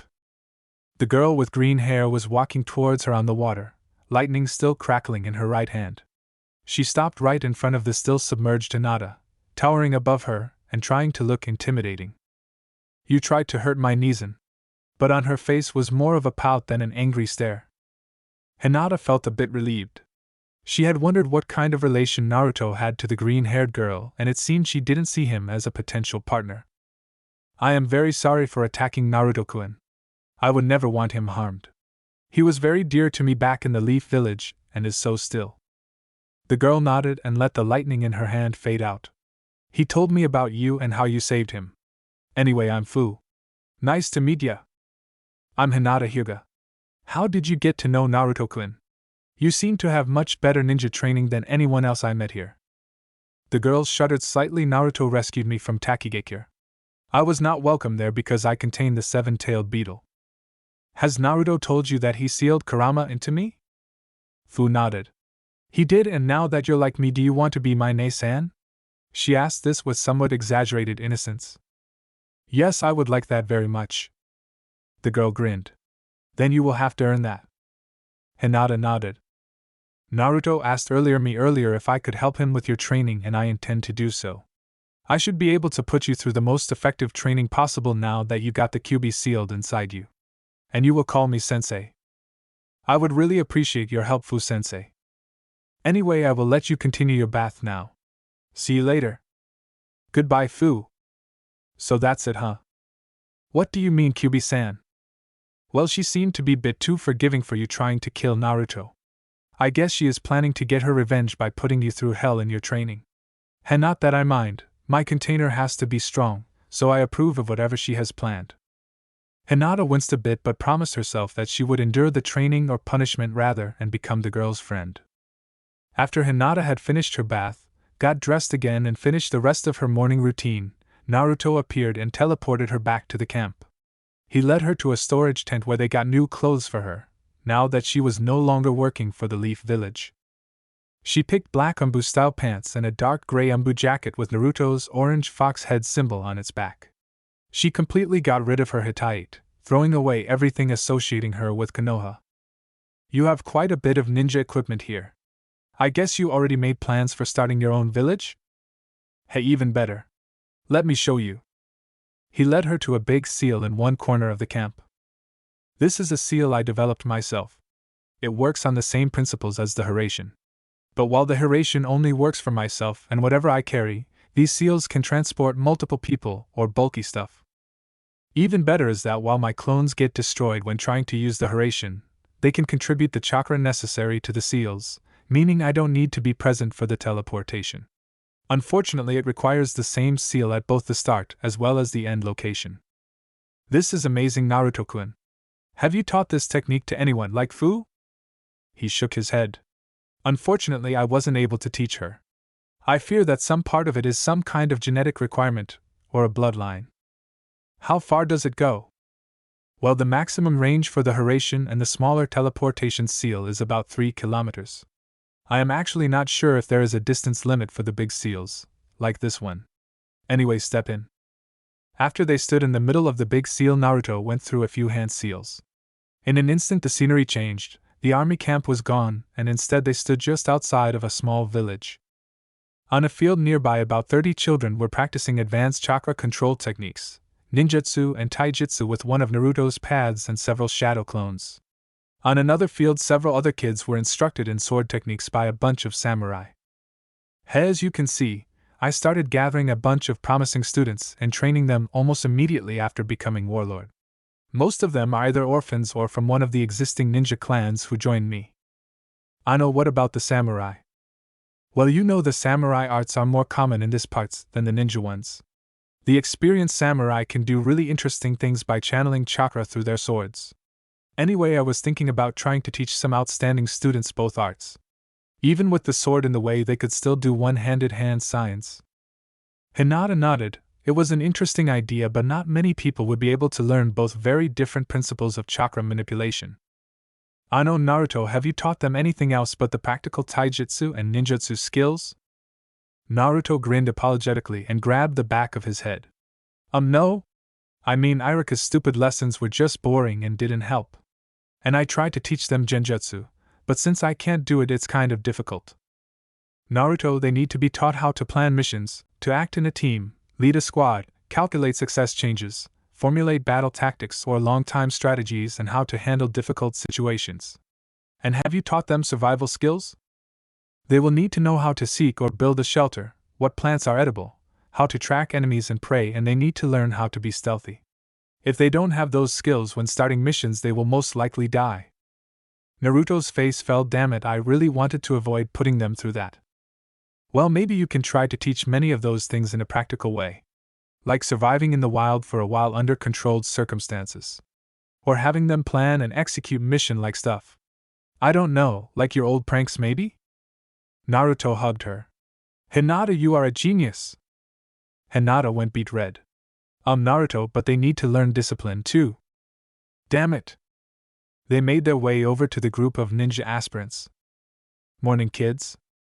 Good morning, Naruto-sensei. I want you to meet Hinata. She is a good friend of mine, and will most likely help me with your training in the future.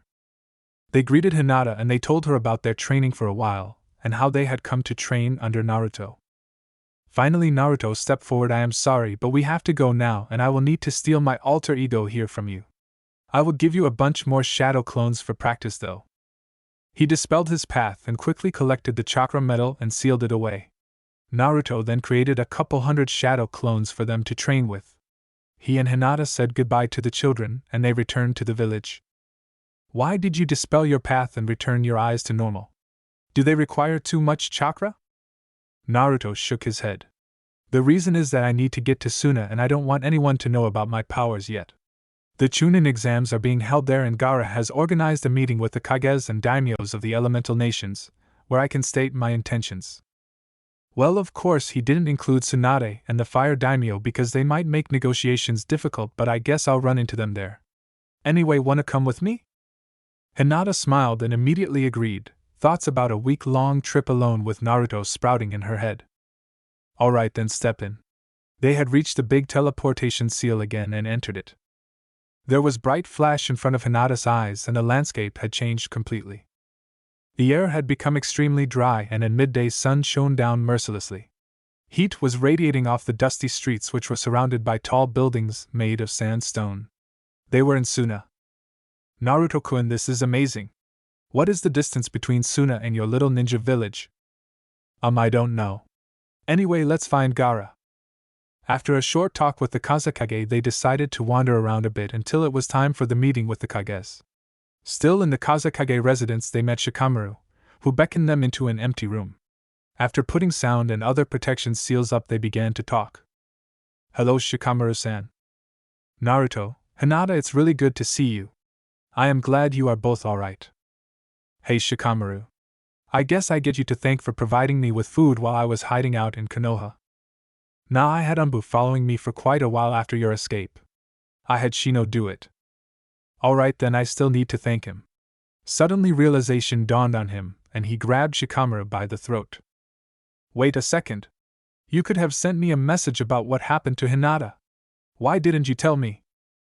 I'm sorry, Naruto, but Shino and I decided this together. You would have only gotten yourself captured or killed. Hinata grabbed Naruto's arm, holding Shikamaru. I think he is right, Naruto. Naruto let Shikamaru go. Perhaps he did have a point, but that didn't prevent Naruto from being angry about the situation. In any case, I am glad that you are alright, Hinata. My father, along with his friends on the council, tried to make the Hokage pardon you, but they were overruled. Hinata nodded. What about her family? Aren't they Konoha's most powerful and influential ninja clan at the moment? Couldn't they do something? Hinata went a bit paler, looked to the ground and spoke very quietly. Naruto, my father was the one who put the caged bird seal on me. Ooh. I'm so sorry, Hinata. He put his arms around Hinata to give her a hug. Shikamaru was a bit intrigued, so if he put the caged bird seal on you, why don't you have it now? Ano, Naruto found a way to remove it. Then you should maybe put a headband on to pretend you still have it. You are bound to run into one of the others sooner or later, and it might be beneficial if they think they can control you and blackmail Naruto. What? No way. I want to send a clear message that Danzo bastard that he should not mess with me. Misinformation is a powerful tool, Naruto. Naruto took a glance at Hinata and noticed she was looking at him with pleading eyes. She obviously thought Shikamaru was right. Naruto let his head sink in defeat. Alright. So judging from your appearance, you are that hotshot new warlord in the West, aren't you, Naruto? Yeah, I won that title 1 year ago, and we have made some progress until now. But it is still a long way to a unified West. Shikamaru nodded. This was very good news, something he could possibly use for his plan. Anyway, Shika, what's new in the leaf? Shikamaru's face grew darker as he started to report. Sasuke was married to Sakura half a year ago after a bit of intervention from the council. Wow, Sakura must have been really happy about that.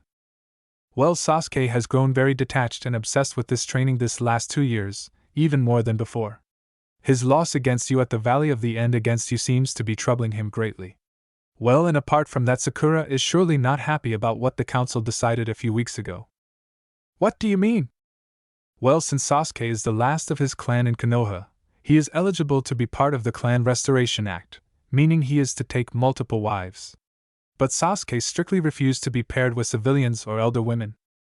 So the wise council decided to marry him to Ino and Tenten, since they are the only remaining acceptable kunoichi in our age group. Hinata and Naruto gaped. Wait. What? Did they agree to this? No, both of them don't want to be married to him anymore. Then they shouldn't have to. Shikamaru nodded. There is more. Danzo has reactivated his root program. The program entails the training and conditioning of very young children and switching off their emotions. The clans are forced to send a part of their offspring into the program. Naruto and Hinata stared at him. Those were grave news. And then there is your old teacher. Naruto's eyes narrowed. Which one? Master Jiraiya. What do you mean? Over a year ago, a new Umbu appeared under Danzo's command. He soon made a name for himself since he is both powerful and intelligent. On a rather harsh mission, he was accompanied by Shino, who reported to me that the man was forced to summon several toads to aid them. And he has white hair, even though it doesn't look anything like his old mane. But him working directly for the village, quietly following orders, that doesn't sound anything like him. Exactly. Huh. Oh no. If you think about it, it makes sense really. Lady Tsunade and Master Jiraiya are possibly the two strongest and most influential ninja in the village, and would be the first to directly oppose Danzo. So they were obvious targets for whatever he did. We have to stop this. Are you sure it is Danzo? And do you still not know anything about the method he uses? I am reasonably sure that Danzo Shimura is the one controlling the Hokage, but the how is still a complete unknown. I would actually like Hinata to take a look with her Byakugan to see if she can find something out. I am sorry, but I currently cannot use my Byakugan. How, why? Oh, that's a secret. Shikamaru shrugged. If they tried to keep something hidden, he wouldn't stop them. Too bad. Well, we have informed the Fire Daimyo about our suspicions and gave him what little proof we had about Danzo manipulating Lady Tsunade. We tried to convince the daimyo to stop Danzo's actions and force him to release his grip on the power. But he is actually pleased with Danzo's approach because he thinks it will make his village stronger. So as you can see, the overall situation is quite grim. To improve it, I have thought of a plan to protect my own and our allied clans from Danzo's actions. Additionally, it could destabilize Danzo's support on the council and probably turn the population against him. But most of all, I hope this will change the daimyo's opinion. But I would need your help. This is stupid. We should do something finally and not talk about destabilizing or crap like that. What do you want to do? Start a civil war? The streets would run red with blood and our allies are still outnumbered. Or do you want to go to the Leaf with your own army? I can guarantee you in that case every single Leaf ninja will stand against you. We need to free Tsunade Bachan from his influence. Well, about that, we had Ino try to enter her mind 3 weeks ago. He lowered his head. She is still in a coma. Will she be all right? Yeah, we think whatever caused this will expire eventually. Currently, though, even her father can't help her. Anyway, bottom line is we don't have a clue how to free the Hokage. Then we need to kill Danzo. With a little luck, Bachan and Erosenin will be free once he is gone. I never thought you would ever use such tactics, Naruto, or even actively try to kill anyone, really. Naruto's face darkened. Well, I learned the hard way that sometimes it is better to kill one enemy than allow him to hurt your allies. I hope you won't use that new course of action too freely. Temari is very thankful for what you did with Gaara, you know. I don't think you can compare Danzo to Gaara, Shikamaru. Don't worry, I will be very careful when picking my targets. Shikamaru nodded. Well, if you want to kill Danzo, you should know that he has been very cautious over the last 2 years. He is almost always with Lady Tsunade, protected by multiple jonin and his special umbu. I don't think you stand a chance. You have no idea what I can do, Shikamaru. Shikamaru sighed. Fine, your best bet would be attacking them on their way back to the Leaf. You should probably wait until they have crossed into Fire Country territory. And don't get yourself killed. Hey, don't worry, Shikamaru, that Danzo guy is as good as dead. Alright, but please still listen to what I had planned. Think of it as a backup plan. An hour later, Naruto and Hinata entered the meeting room together with Gaara. As their host, Gaara was the first one to speak up. Honorable Kages, daimyos of the elemental nations, I'd like you to meet Naruto Uzumaki, warlord of the West. After Naruto had introduced himself personally to the Kageze, Mei and Anoki and the 3 daimyos, he began to talk. My friend Gaara has informed me that many people in the elemental nations are somewhat apprehensive about the idea of a unified West. I am here to assure you that I have no intention of ever holding lands in the East. Furthermore, I would like to sign non-aggression pacts with every one of you and be allowed to send my own genin teams to the elemental nations Chunin exams in the future. Mei spoke up. I currently see no reason why we should refuse such a request. However, we are short 1 Kage and daimyo. Why is the Leaf and the Land of Fire not present? As you are probably aware, I am a former Leaf shinobi and currently listed as an A-class missing nin. While my promise to not hold any lands in the elemental nations of course applies to the Land of Fire as well, there will be no non-aggression pact with the Leaf since I still have certain objectives in that village. Everyone nodded. While there was peace within the East, the villages were certainly not against the idea of the other villages getting into trouble. But you must be aware that your friend Gaara, as you call him, will be forced to stand with the Leaf should you take any action, since Suna and Konoha are allied. I didn't really think this would be the case. This whole meeting was far too well planned out for that. But he still wanted to know what cards they were holding. That is not the case. Gaara's voice was as monotone as ever. Our treaty with Konoha has expired a few days ago. One of the main purposes of Lady Tsunade's presence here is without a doubt the renewal of the alliance. But as things stand, that will not happen. Everyone nodded. One more thing. Naruto was a bit nervous. This was the deciding point. My full name is Naruto Uzumaki Namikaze, but I assure you, Lord Sasuke, that I hold no ill will against IWA. Anoki's eyes went wide. Minato Namikaze was a war hero of Konoha in the Third Great Shinobi War and hated enemy of IWA. You are the son of the 4th Hokage?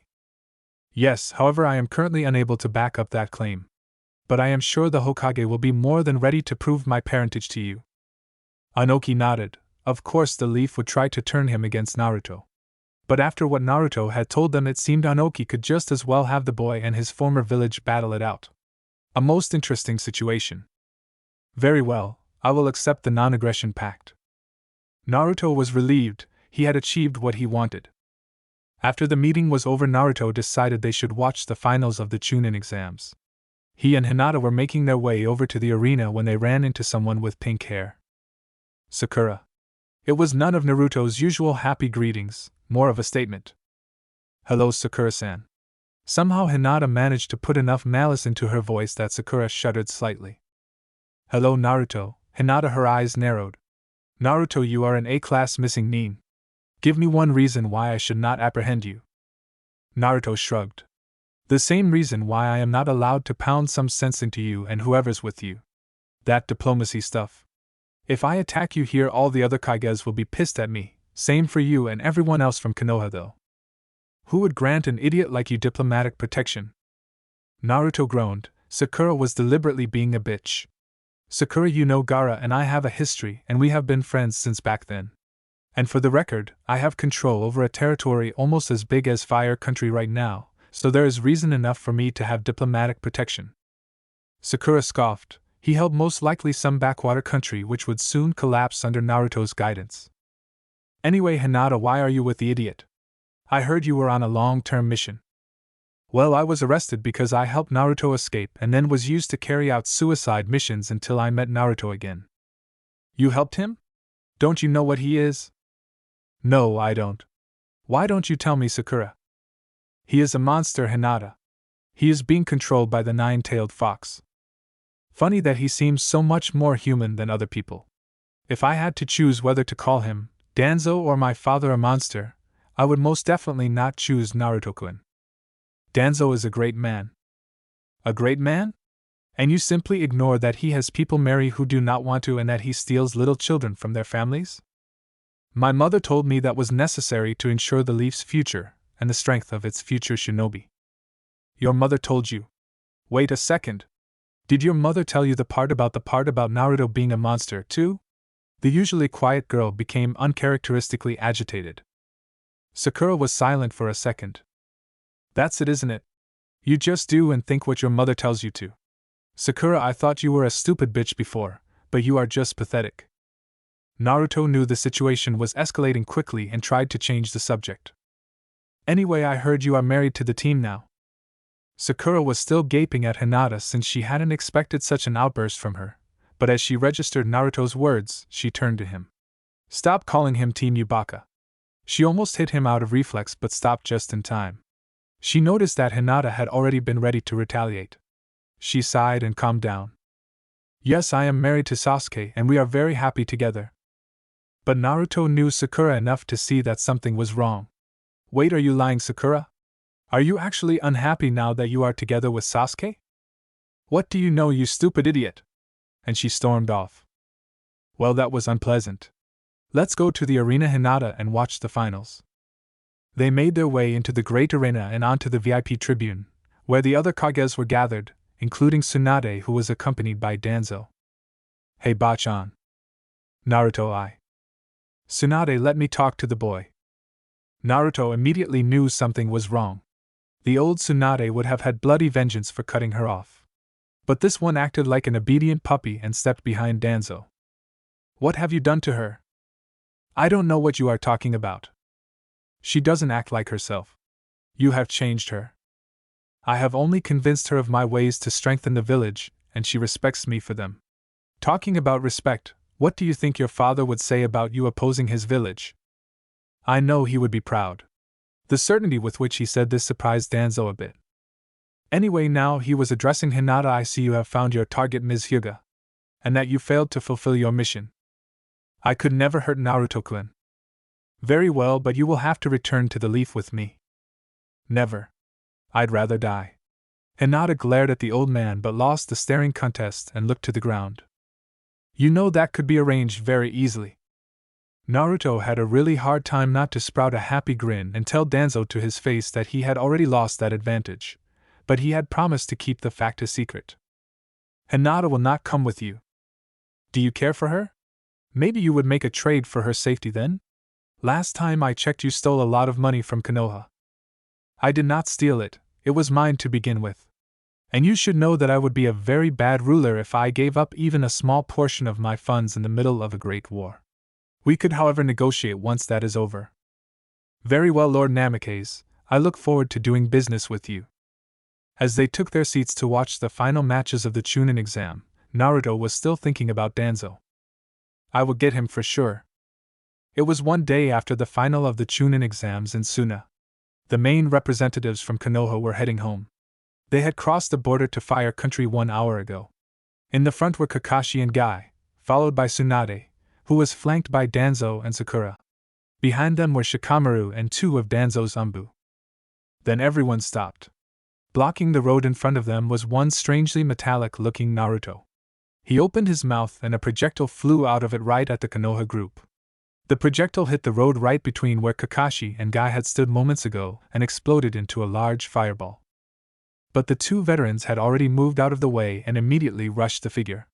While Guy engaged the figure in taijutsu, only to be blocked by its metallic appendages, Kakashi kept his distance, used his Sharingan to analyze their opponent's abilities and then used several long-range ninjutsu to attack him. But the path stood its ground. Danzo became nervous. He immediately had quite a good idea what this was about. He began fiddling with the bindings around his right arm, starting to remove them. From one side of the road a loud rumbling came out of the forest. Then they saw a giant monster made of earth and stone walking towards them, knocking down trees on the way. Tsunade and Sakura engaged it. While the earth elemental was usually really powerful and resilient, The women's super strength easily started chipping away at its limbs and the rest of its body. It was only a matter of time until it would fall. Under Danzo's right sleeve something metallic was glittering and he was starting to open clasps on it. From behind the group 4 Narutos appeared, all a Rasengan in hand. When Shikamaru noted that 2 of those headed towards him, he quickly stopped them with a shadow bind jutsu. The other 2 engaged the Umbu. Both Rasengans missed, but they fought the Umbu tooth and nail in a taijutsu and ninjutsu battle. Danzo had finally undone the bindings. He didn't even bother with putting away the metal casing but immediately started hand signs. Several kunai hit the ground in front of him. The first 3 attacks had been diversions, but this one was the main attack. In a flash, Naruto appeared before the old man, Rasengan in hand. Naruto could see that Danzo had just finished his hand signs, but before he could do anything else the Rasengan was already tearing through flesh and bones. Naruto continued to push the blue orb forward until it destroyed Danzo's heart, and finally all resistance stopped. The attack had pierced right through Danzo's body and Naruto's hand and arm were covered in warm blood. Danzo's body crumpled to the ground.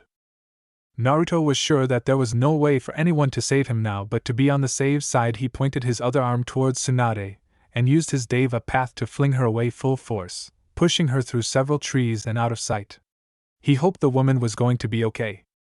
Then he teleported again, this time to get away from the remaining Leaf Shinobi. Half an hour later, after several teleportations, he was back in the western regions in safety. A few days later Naruto learned that somehow Danzo's Shimura had survived. 1 month after the failed assassination attempt. It was a beautiful morning in Fire Country.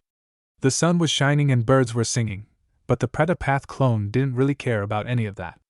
He was created 1 week ago in Suna and had since then made his way towards Konoha, littered with a lot of chakra metal to allow him to operate a long distance away from Naruto. And now he had reached his target. Konoha was just 2 kilometers ahead. Going further would mean running into the village's outer defenses, but that would not be necessary. He took out a scroll from one of his pockets and unsealed a ton of sealing equipment. Then he created 20 shadow clones. Alright everyone, you know the plan. Get to work. Later that day. Things were quiet in the Konoha Ninja Bank and the single banker present didn't think this would change for the rest of the day. But then an average Chunin entered the bank. He didn't even set foot into the security seals behind the entrance region but dropped a single kunai on the floor before vanishing in a puff of smoke. Then in a flash a very familiar young man appeared along with a very familiar older man.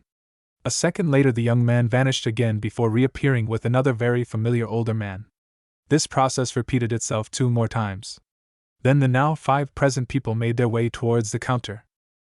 Naruto was in the front with the clan heads Shikaku Nara, Chusa Akimichi, Inoichi Yamanaka and Shibi Aburame following close behind him. Hi there, mister. With a big grin he unsealed one of his giant storage scrolls. These friends of mine would like to make a small withdrawal. Flashback, talk with Shikamaru. Alright, tell us about this backup plan of yours. Well, you see, we want to leave Konoha. What? Why? A bunch of reasons, really, since my father and his allies are outvoted on every council session and thus were unable to prevent having several of our young stolen away. Everyone felt more like a slave or pawn than a member of our village. While my father tried to gain support on the council against Danzo's and the Hokage's decisions, I tried to rally other people. But most people don't want to go against him. The civilians are absolutely unconcerned, since Danzo mostly uses children from the clans and orphans. And most of the shinobi are too focused on their ideas of duty and loyalty to do anything. So we don't really see another option. I really don't like this idea. It seems like you are giving up Konoha. Shikamaru nodded. I know it's troublesome, but in a way we do. While I really hope this will help turn the daimyo against Danzo, another part of me is sure that nothing major will happen and we will just further deliver the village to Danzo's hands by removing many of the people who could stand against him from the village. But I just don't see any other viable option. Then I will just have to be successful in killing Danzo and this won't be necessary. By the way, who did you mean with we? Who is in on this? Your clan? The Nara, Akimichi, Yamanaka and Aburame. Wait, all of them? The whole clans? Yes. The clans and some others, who are with us. Where do you want to go? Well, I hoped you could give everyone shelter. Naruto's eyes lit up and he nodded. he liked the plan a bit better after now. It's a long way, but we would be relatively safe from Konoha. Our biggest problem is, of course, how to get everyone out of the village. I was thinking of a diversion, something along the lines of a giant fire maybe. Naruto shook his head. Shikamaru, that is actually the least of your problems. Huh? Wait a second, I'll show you. Naruto quickly unsealed some of his sealing equipment and drew 2 teleportation circles on the ground. Then he beckoned Shikamaru into one of them, and after a few hand seals he appeared in the other one. These things have a range of 3 kilometers. My bigger seals would be able to take you from Konoha directly into the western regions, but I guess there is not enough room in your compounds to hide one of those. Then maybe you could use smaller seals in the compounds and a big seal outside of Konoha? Yes. That could work.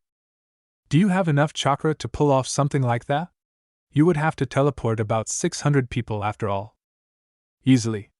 Shikamaru, I am sure I would be able to move the whole village if needed. But we would still need to get you into Konoha, Naruto. Hinata spoke up.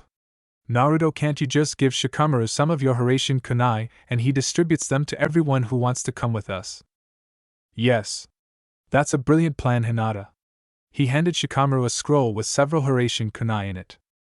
Wait, are you saying Naruto can use the Hiraishin? The fourth's your father's technique. Naruto shrugged. Yeah, I first used it when getting away from Konoha. Shikamaru's thoughts were racing. Now this operation seemed a whole lot easier. Shikamaru-san, who are the others you were talking about? Who besides the clans would be coming with us? Tenten and her father for once. She was easy to convince, considering how strongly she is opposed to marry Sasuke. Enko has had a hard time since Naruto left the village. I guess it was because people were looking for another victim to take out their frustrations on. And then there are Tuchi and Ayam from the Ichiraku ramen stand. Naruto was overjoyed. If they did this, a lot of his old friends would come with him to the west. But he reminded himself that this would not be necessary since he would just kill Danzo. Yes, if he managed to do that, every one of them would be happier and able to stay in Leaf. What about Kibakuin? Hinata had actually first wanted to ask about Niji. But that would have been silly because they didn't really have a viable way to remove the curse seal. She was certain that Kurama would get very angry if they tried to pass him around and use him as a means to remove cursed seals. And the whole process based on the Fox's cooperation after all. Well, there has been an internal struggle in the Inuzuka between supporters of Danzo and those opposing him. Kiba was actually of the opinion to support the Hokage and by that Danzo's actions. Since we weren't sure how things would go, we didn't even try to recruit him. Hinata looked clearly discouraged by this news. And bushy brows? Well, since Lee is so focused on his sensei guy, we tried to include him in our plans several months ago to maybe take both of them with us. Unfortunately, Guy began spouting how unyouthful it is to betray one's village. I had to restrain him with my shadow bind jutsu, and luckily Ino was able to wipe his last hour of memories with the jutsu she learned. Naruto sighed. They may be able to take a lot of their friends with them if it came to it, but many others would stay behind. He nearly didn't have the courage to ask the next question. Iruka-sensei? Iruka clearly opposes Danzo, but he told me he didn't want to take any open action against the man. He rather wants to protect his students and teach them the will of fire, so that they don't become taken in by Danzo's teachings. Naruto nodded. He could have figured it would be something like this. One more thing. If we do this, we have to rescue the taken children from the root headquarters. By the way, there are even 2 people there whom you know yourselves, even though they don't fit the normal age group for root recruits. End flashback. After they had emptied the 4 clan vaults, Naruto brought the clan heads back to their respective compounds to oversee the evacuation. After the others were home, Naruto teleported with Shikaku to the Nara compound, where Hinata was anxiously waiting. A few meters behind her was the small teleportation seal, which connected the Nara compound to the big teleportation seal outside of Konoha. There was a long line of people and their possessions, and one group after another entered the seal and was sent away by some of Naruto's shadow clones operating it. Even more of Naruto's clones were transformed into Nara and were posing as them outside of the compound, doing their usual routines to avoid suspicion. Immediately after Naruto and Shikaku had appeared, Hinata asked them, "Did everything work out?" "Yeah, we got everything. With all those empty vaults, the ninja bank doesn't look as impressive anymore." He took the big storage scroll from his back and handed it to Shikaku. Here, Mr. Nara, you keep this for now. The Nara accepted the scroll and went to help a few of his clansmen with moving a big chest onto the teleportation seal. Naruto, can we please start the second phase already? Hinata, please calm down. We can't risk this when half of the clansmen are still inside Konoha, and even then you have to keep a level head. Hinata nodded. They had had discussions about this multiple times already after all. But she couldn't help being restless. Let's go meet Shikamaru. He has the best overview of our situation. But before that, I need you to create a shadow clone for a special mission. Hinata did as she was told, and Naruto created a shadow clone, too. Then the two shadow clones hinged into a random male and female Nara respectively, and the Naruto clone led the Hinata clone out of the compound. The real Naruto grabbed Hinata and teleported them both to the big teleportation seal outside of Konoha. There Shikamaru stood beside the designated entrance to the seal with a big bunch of papers containing a complete list of the refugees. Whenever a group made its way from one of the 4 small teleportation seals to the big one, he marked the respective people as present on his list. Hey Shikamaru. How are things? Well, we got about 3/4 of our people into safety.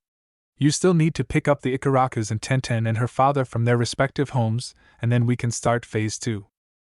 What about Crazy Snake Lady?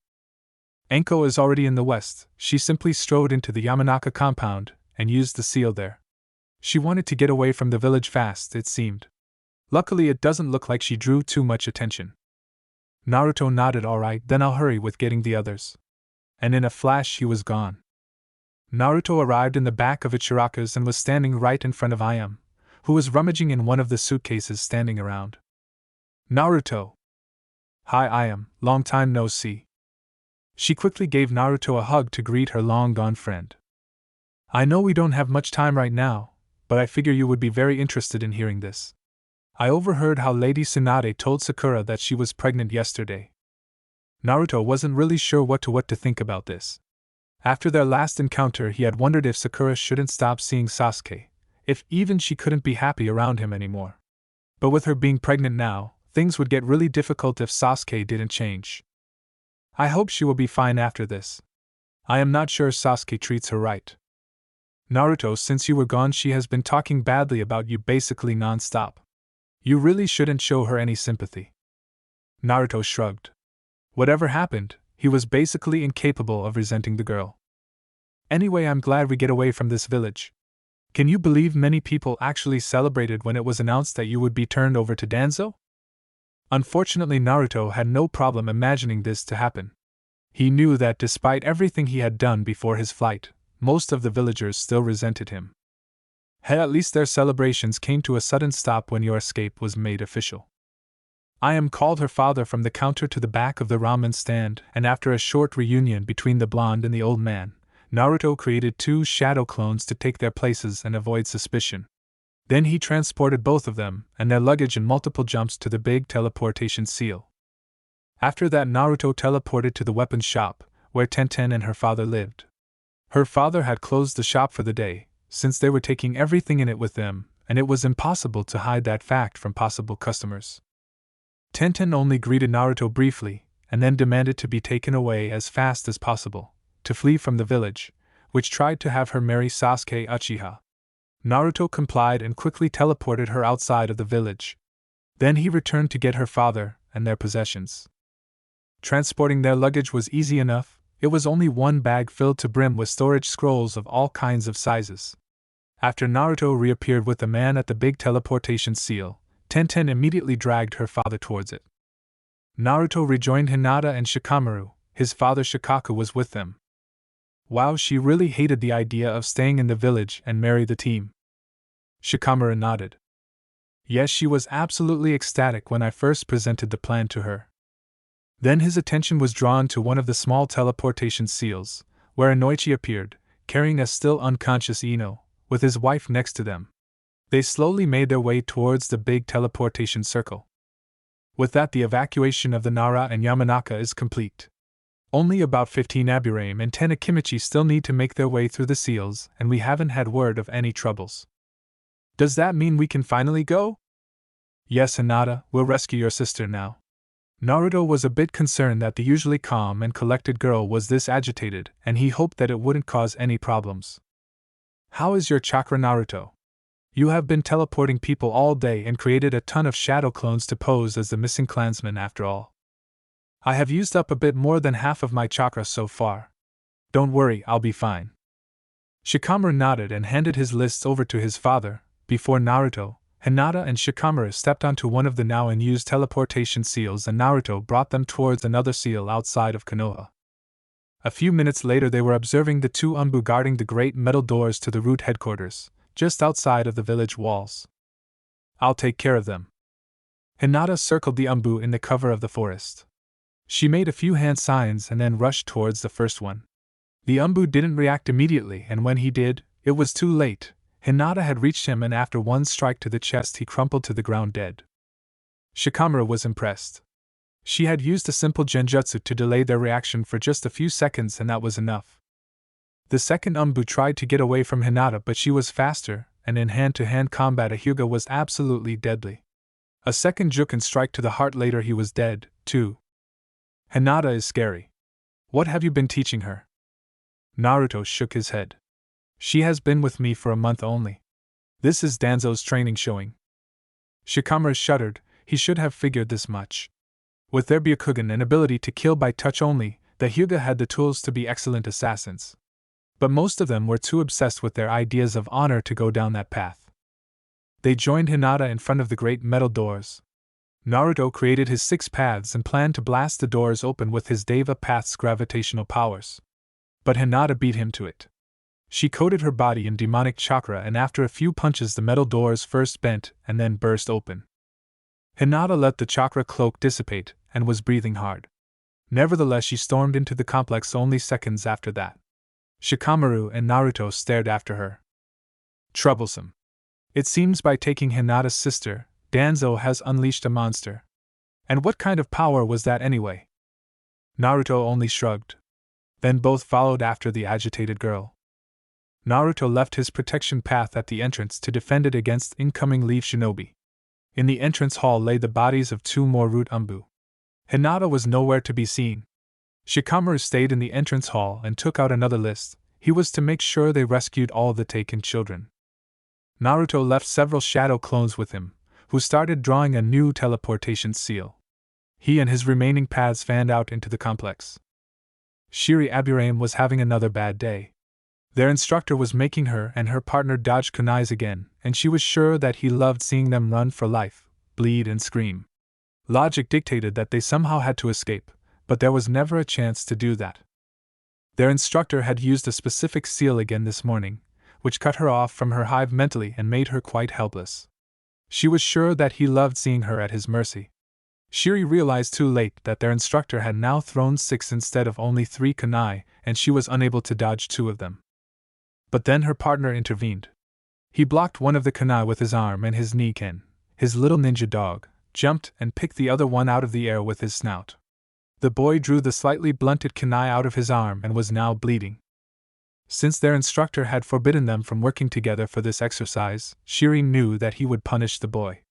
Her partner had taken quite a lot of their instructor's hellish punishment for quite some time now actually, and often it was for defending her. This confused Shiri greatly, since the boy's actions defied all logic. Suddenly the door burst open and a young man with blonde hair and strange eyes entered the room. Their instructor seemed very surprised about the sudden intrusion, and that was his downfall. The blonde rushed towards him and quickly shoved a blue ball of chakra into the evil man's chest and sent him flying. Then he turned to her. Shiri Aburame? She nodded. Hee, I knew it. Of course the sunglasses wearing one is an Aburame. Anyway, I'm here for you. Your family is leaving Konoha and you're coming with us. She nodded. She wasn't sure if her family was acting according to logic, but that didn't matter. She was just happy to get out of here. And who are you? Kiro Inuzuka. Of course, the dog. I'm sorry, kid, but your family is not going with us. Well, if you want you can come too. But you most likely you won't be able to return to Konoha and see your family for quite some time then. The boy looked crestfallen, obviously unsure what to do. Either go with a complete stranger away from Konoha and your family, or stay, and most likely be subjugated to more of this hellish training in isolation from the rest of the village. Shiri knew that logic probably dictated for the boy to stay. He might be able to return to his family and friends once this was over, and if he went, chances were that the council would demand another child from his clan. But somehow Shiri didn't want him to stay. She extended an arm towards the boy. Kiro had been thinking hard before, but when he saw her gesture his face lit up and he gladly took her hand. He gave a determined nod towards their rescuer to signal that he would come with them, and his Rinnegan barked his approval. Naruto was running through the halls of the root complex, searching for more of the children and for Hinata. He paid some attention to his shared vision with his paths, who had so far rescued 10 children. He still couldn't comprehend how these people could put 5-year-olds through such brutal training. Suddenly Naruto noticed the feeling of demonic chakra in the air and immediately rushed into the direction it came from. Naruto took several wrong turns because the corridors sometimes went into directions he didn't expect, and he lost some time because of that. He was worried by loud crashing sounds which rang through the complex, obviously originating from the same position as the demonic chakra. He finally arrived in a large hall where he saw 5 dead root umbu lying on the floor with horrible injuries and missing limbs. The large cement pillars in the room had been destroyed during the fight, which caused the ceiling in the middle of the room to come crashing down. Naruto saw a young Hyuga girl, most likely Hinata's sister, run away into the opposite direction from him into the chaos. She dodged through the waves of collapsing cement blocks before an especially large part of the collapsing ceiling shielded her from view. Hinata was staring into the direction in which her sister had vanished.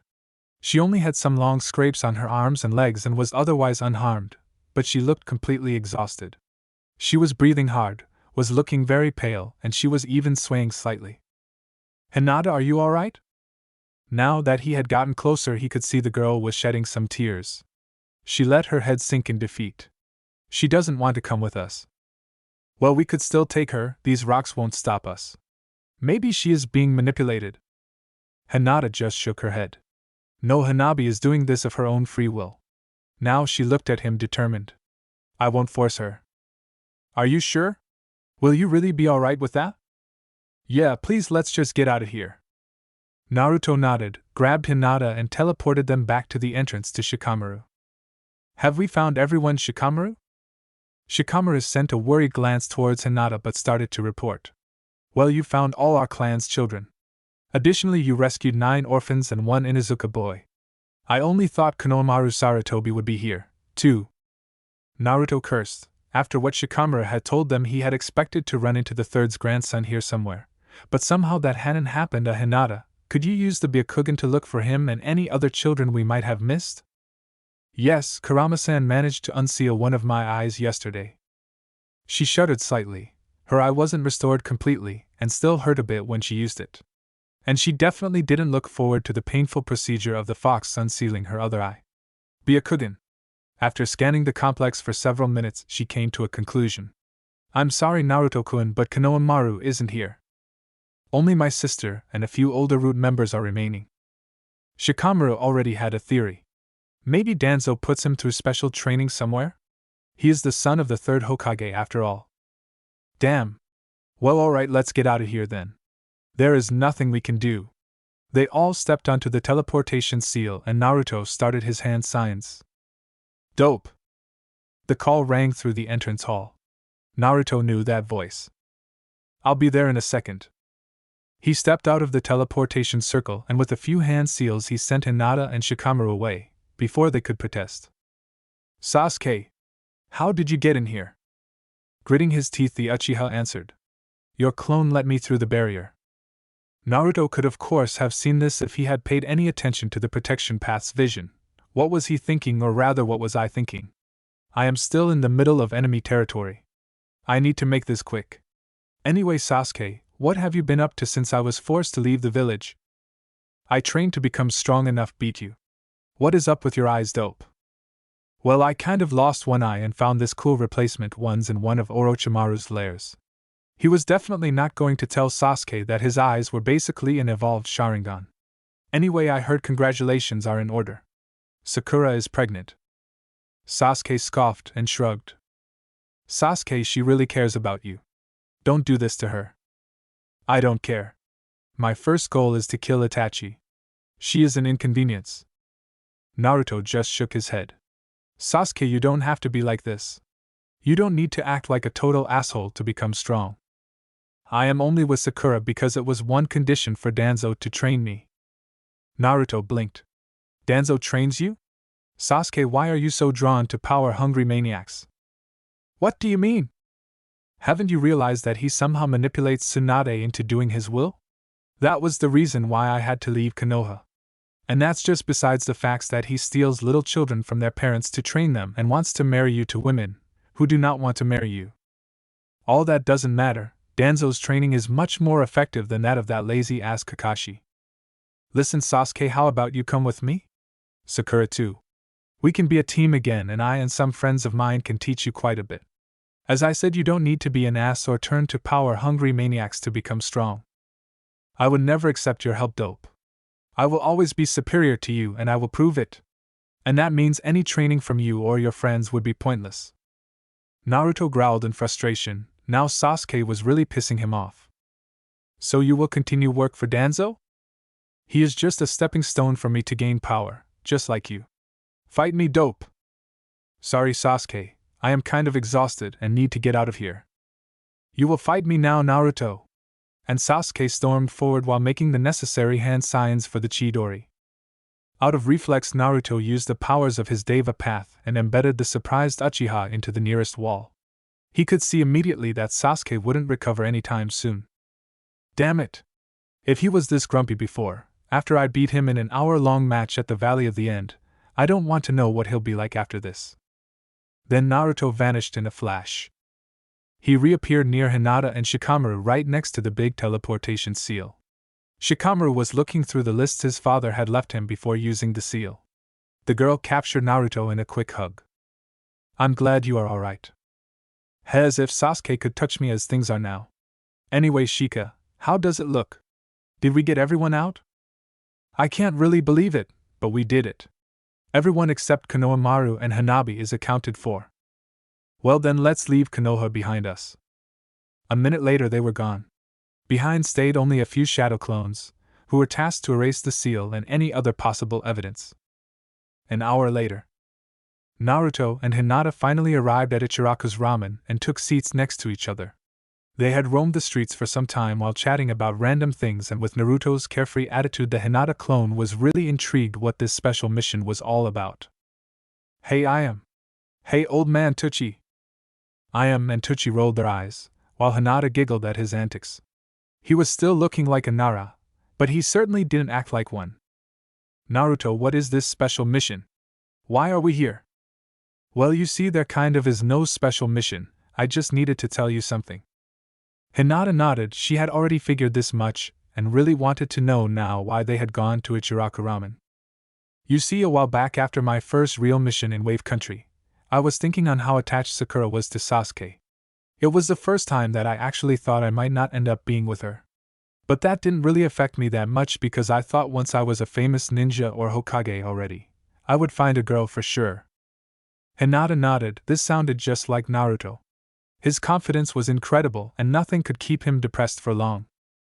Well, you see, I thought about how things would be once I was a famous ninja, how people would look up to me, and that maybe I would even have my own little fan club just like Sasuke. But then I realized something. I know that some members of Sasuke's fan club had some strange ideas of Sasuke's greatness, but had no idea what Sasuke himself was like.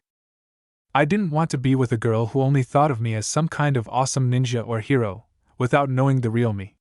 So I decided I would definitely take out the girl I liked to Ichiraku's at least once to show her that I, while awesome, am still Naruto Uzumaki, ramen lover and #1 knucklehead ninja. He chuckled and grabbed the back of his neck. I mean, it's not like I needed to show you that, since you liked me before I became awesome in any way. But well, it was promise, even though it was one only to myself. Hinata's eyes went wide. She now knew where this was going, and that brought her close to a mental breakdown. Well, I know I probably should have taken you out somewhere else first and in person and not like this, transformed and just as shadow clones, and I am really sorry for this. But we kind of didn't have the time before, and this might be the last chance to ever take out anyone to Ichiraku's. Not that I mind, since I have already taken the girl I like here. Hinata, I have been thinking about you ever since you rescued me from that interrogation cell. I realized how nice you are and how much I like you as a person. And this last month of training and working together has only confirmed that I really like being around you. What I want to say is, Hinata, will you be my girlfriend, please? Hinata had silently listened to Naruto all the time. Over the course of his speech, her eyes had first gone wide and later her face sprouted a fond smile. After the last words registered, she quickly screamed out a yes, before jumping Naruto and capturing him in a long hug, which he gladly returned. They were still in this position when Tsuchi placed one giant bowl of ramen in front of the two, along with 2 pairs of chopsticks. This might be the last meal ever served here, so let's not let this go to waste and dig in. Hinata was a bit disappointed but detached herself from Naruto and sat down on her chair again. Then they both started to attack the big bowl of ramen. After they had eaten for a few minutes, Naruto set his plan in motion. He grabbed the other end of the noodles held by Hinata's chopsticks, led it to his mouth and began slurping it down, while Hinata had the other end of the noodles in her mouth and stared at him. Then she followed after his example and began inhaling her part of the noodles, decreasing the distance between them quickly. When there was no more space between them, they gave each other several quick pecks on the lips before Naruto bit off the noodles and both of them quickly chewed down their half. Then Naruto captured Hinata in a full-blown kiss. She tasted really exciting to him since she had just eaten ramen. 2 minutes later, Naruto and Hinata dispelled from lack of hair. Then Tsuchi dispelled from hitting his own forehead too hard. Ayame only rolled her eyes. Naruto and Hinata were in a meeting with the clan heads and Naruto's captains. They were discussing their current situation and their future plans. Prior to the operation, Naruto had drawn an extra large protection seal around the war camp, which was now filled to the edges with dozens of large tents housing the refugees. Naruto hoped that he would be able to provide them with a permanent shelter soon. If everything went according to plan, that would even be possible within a week.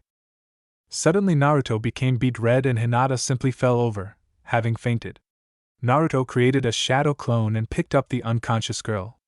Then he gave the others an apologetic grin and rubbed the back of his head. I am really sorry, but something important has come up. I'll leave this shadow clone to take over for me. He simply went out of the tent without waiting for a reply, carrying Hinata. In the evening of the same day, Kakashi Hatake, elite jounin, arrived at his regular place to eat. Hello, I am. One miso, please. He wasn't exactly sure why he had taken to going to Naruto's old favorite place. Maybe it was because he wanted to convince the girl that it was justified, what they had done and wanted to do to Naruto.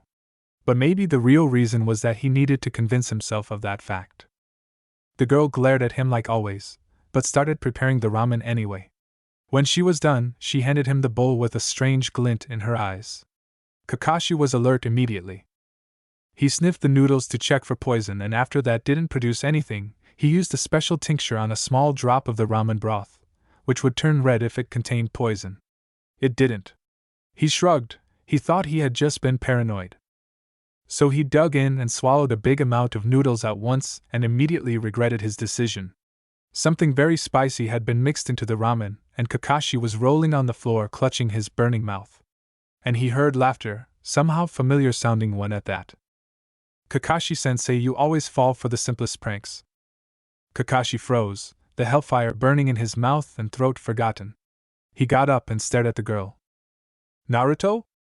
A puff of smoke later, Naruto was standing in front of him. What are you doing here? I will have to arrest you now.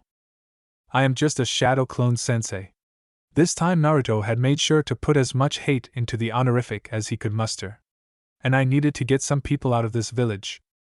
Kakashi stared at him. The Ikarakus had fled the village, this much was clear. This time they will catch you, Naruto. You won't be able to escape like last time, however you did it. But sensei, you already saw how I escaped last time. Kakashi had seen something which disturbed him greatly during the assassination attempt, but hadn't been able to believe his own eyes. Hiraishin. Yes, my father's technique. You are lying. You really are one with the fox. Evil trickster. Naruto shrugged. Somehow he didn't mind Kakashi hating him. He had been devastated at first, but after the beating the man had given him, Naruto was not keen on making up with him. I don't care what you think, but I can say that you are a bad ninja if you are unable to look underneath enough to see something as simple and clear as that. But I really want to know what happened after I attacked Danzo. How did the bastard survive? Stop insulting an honorable village elder. And Danzo reappeared out of thin air, a few seconds after his corpse had vanished. You must have been under a genjutsu. No, I definitely felt the guy's chakra while pushing my Rasengan through him. No genjutsu can imitate that. And you saying he reappeared out of thin air means you were under this genjutsu too, even though you had your Sharingan active. This is really strange. By the way, that honorable village elder is brainwashing the Hokage somehow. Kakashi was taken aback.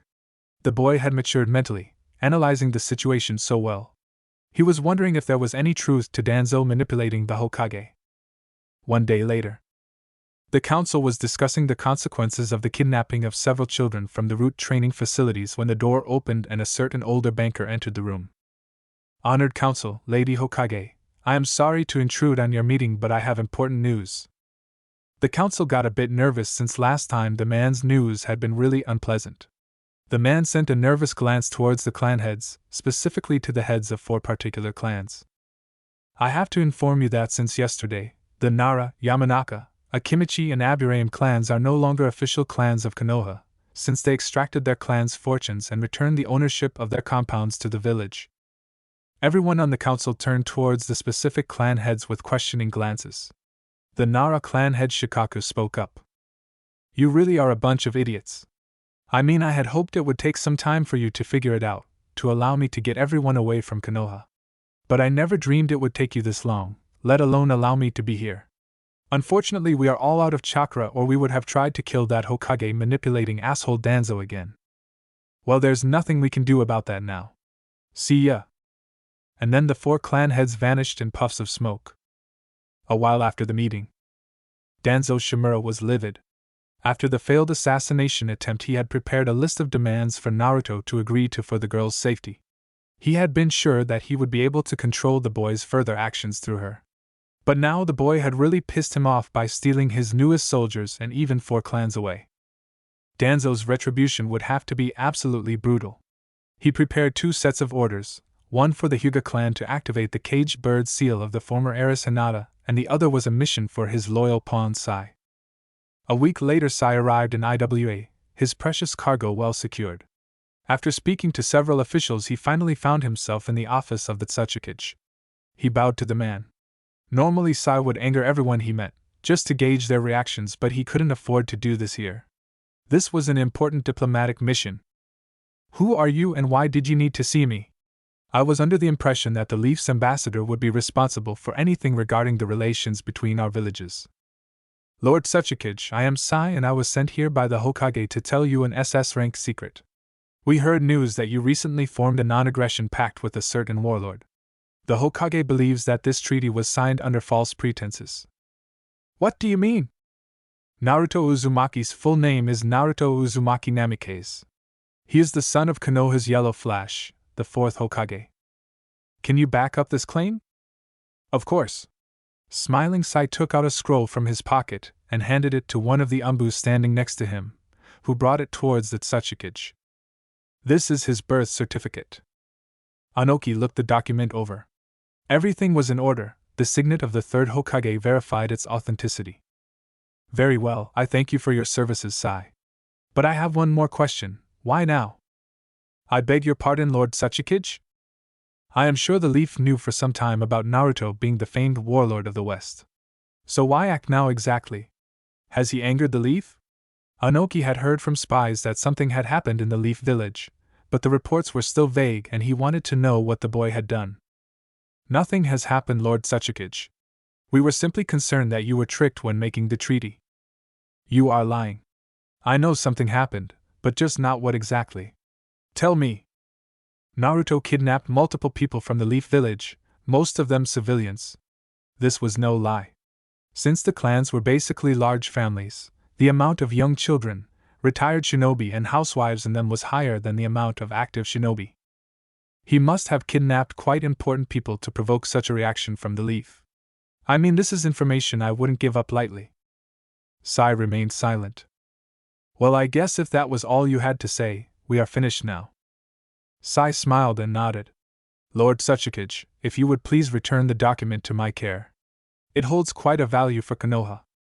The old man shook his head.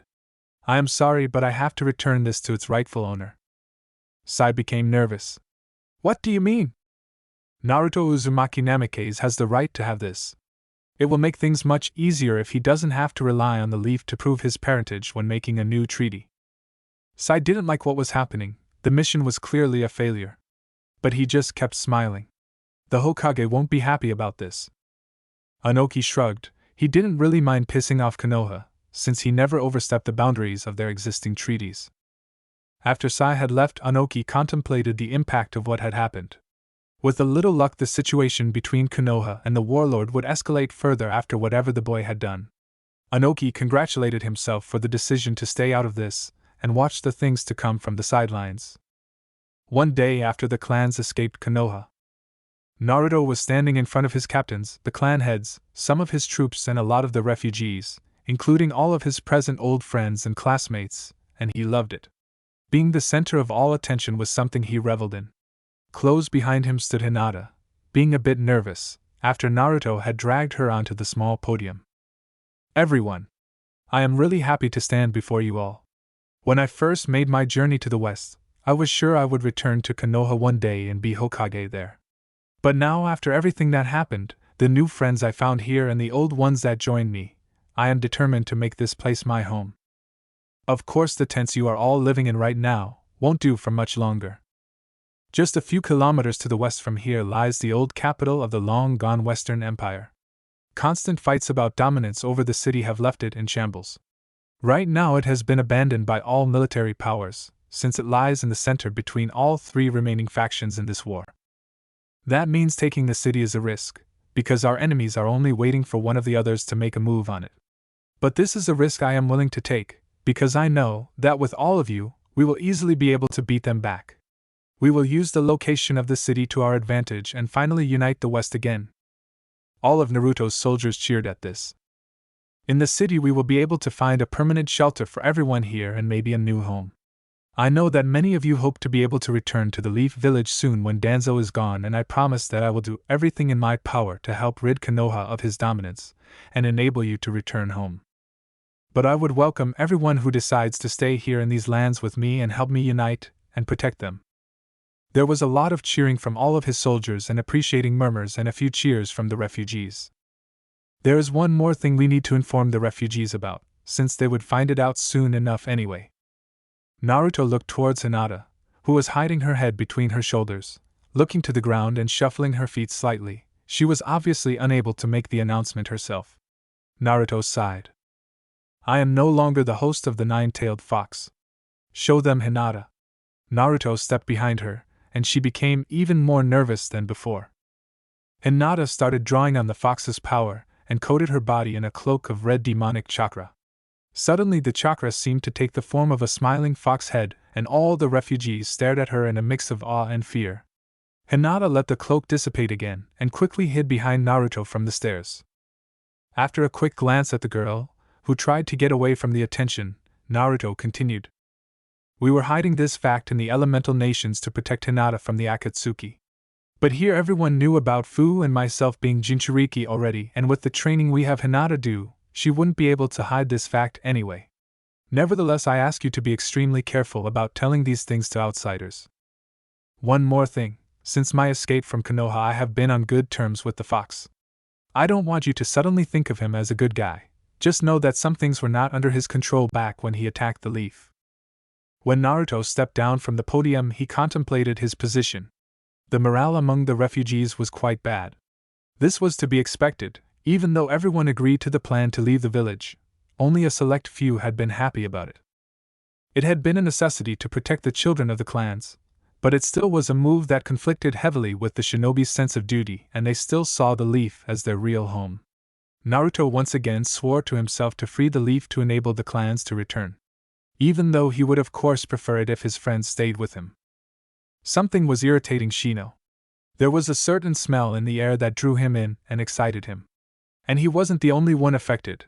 His hive was going absolutely crazy. It smelled like Hive Queen. Even with his closeness to insects, this was a very strange thought for the Aburame. He knew quite well that such concepts didn't apply to humans. He followed the smell through the army camp to the point where it was really strong and someone was blocking his path. Standing before him was a girl, about his age, with green hair. Shino leaned closer to her and sniffed. He was now sure the smell came from her. The girl furrowed her brow and regarded him critically. "You smell really good." Slap! And the girl stormed off, leaving Shino with a swelling cheek. Later that day, Naruto was overlooking the once great city from a small part of the city walls. Most of the wall was still intact, but every few hundred meters there were big holes in it. With Naruto were a dozen of his most trusted ninja. "Hinata, can you scan the city and tell us what to expect?" The girl nodded and activated her Byakugan. "I can't find any enemy soldiers or ninja, they must all have left the city. Most of the civilians have weapons in their homes, but I think it is to protect themselves from looters. There are several deserted barracks and buildings that could have been clan compounds. They are mostly intact, but littered with traps. A lot of the exploding powder used in this region is utilized in those, most likely because they don't know how to create explosion tags. Nevertheless, there is so much of it that those explosions could easily destroy the buildings and kill our shinobi. We have to be very careful about that." Naruto nodded. This was good news. He had wondered if his enemies might destroy any buildings he could use, but instead they had planned to thin out his numbers in addition to that. Unfortunately for them, he was sure that his ninja were capable of disarming any trap there might be, especially with help from a Hyuga. "Alright, Hinata, pick yourself 5 helpers and start disarming those traps. Kentaro, go back to the camp and order everyone to come here. We don't have to be worried about any attacks right now." The captain nodded and immediately went on his way. "Shikamaru and the rest of you are with me. We will find out if this place has still some kind of administration and start setting up our own." One day later, Naruto had taken residence in the old town hall of the city. The building's roof needed repairs, there was no flowing water, and there was a lot of dirt and debris, especially on the lower floors. But all of the other empty buildings had similar problems, and the view from the mayor's office reminded him of the Hokage Tower. Shikamaru was just making a report. "The team disarming the traps has cleared most of the buildings, and the explosives are being moved to a guarded building in the outskirts of the city. Our 4 clans have each claimed one of the abandoned compounds as their new homes. The buildings need a lot of work, but we will handle it. Your soldiers are stationed in one of the 3 barracks. That means we have still a lot of free space. I was thinking of ordering most of my spread out units here, because I would expect our enemies to attack here, and even if they don't, this central position will enable us to react quickly. That could be a problem. There is hardly any food and winter is coming soon. It seems whoever held the city before didn't even leave enough to feed the civilians. I will handle that. I can obtain food from the other cities and villages I hold. Using my teleportation seals, that will be no problem." Shikamaru nodded. "Good, then that is taken care of. As you ordered, we sent scouts in both our enemies' directions. The Southern Alliance is mobilizing, and our scouts think they will be upon us in 2 weeks. They have the most territory and the biggest army at the moment, but their alliance is still kind of shaky. Yeah, I have dealt with those kinds of enemies before. Using our ninjas, we should be able to pick them apart well enough. We can turn them against each other through misinformation and fake attacks. If possible, I would prefer to prevent any larger battles and make many of those warlords take our side by diplomacy and, if anyone agrees to it, personal combat. To find ways to break them apart, I will need a report on the clan's active ninja strengths, mission experiences, and preferred team compositions. Yes, I can prepare that together with my father and the other clan heads. Good, if you could have that by tomorrow, we can then begin to plan missions for the teams." Shikamaru nodded. "Concerning the Northern Alliance, there is very interesting news. Warlord Tokugawa Oza killed most of the other warlords in a coup last week and made the rest of them swear loyalty to him. He has claimed the title of Emperor. He will need a few months to organize his forces, but when he is done with that, he could be a formidable foe. And there are rumors that he has had ninja training. That sounds like we should deal with him now that he is weak.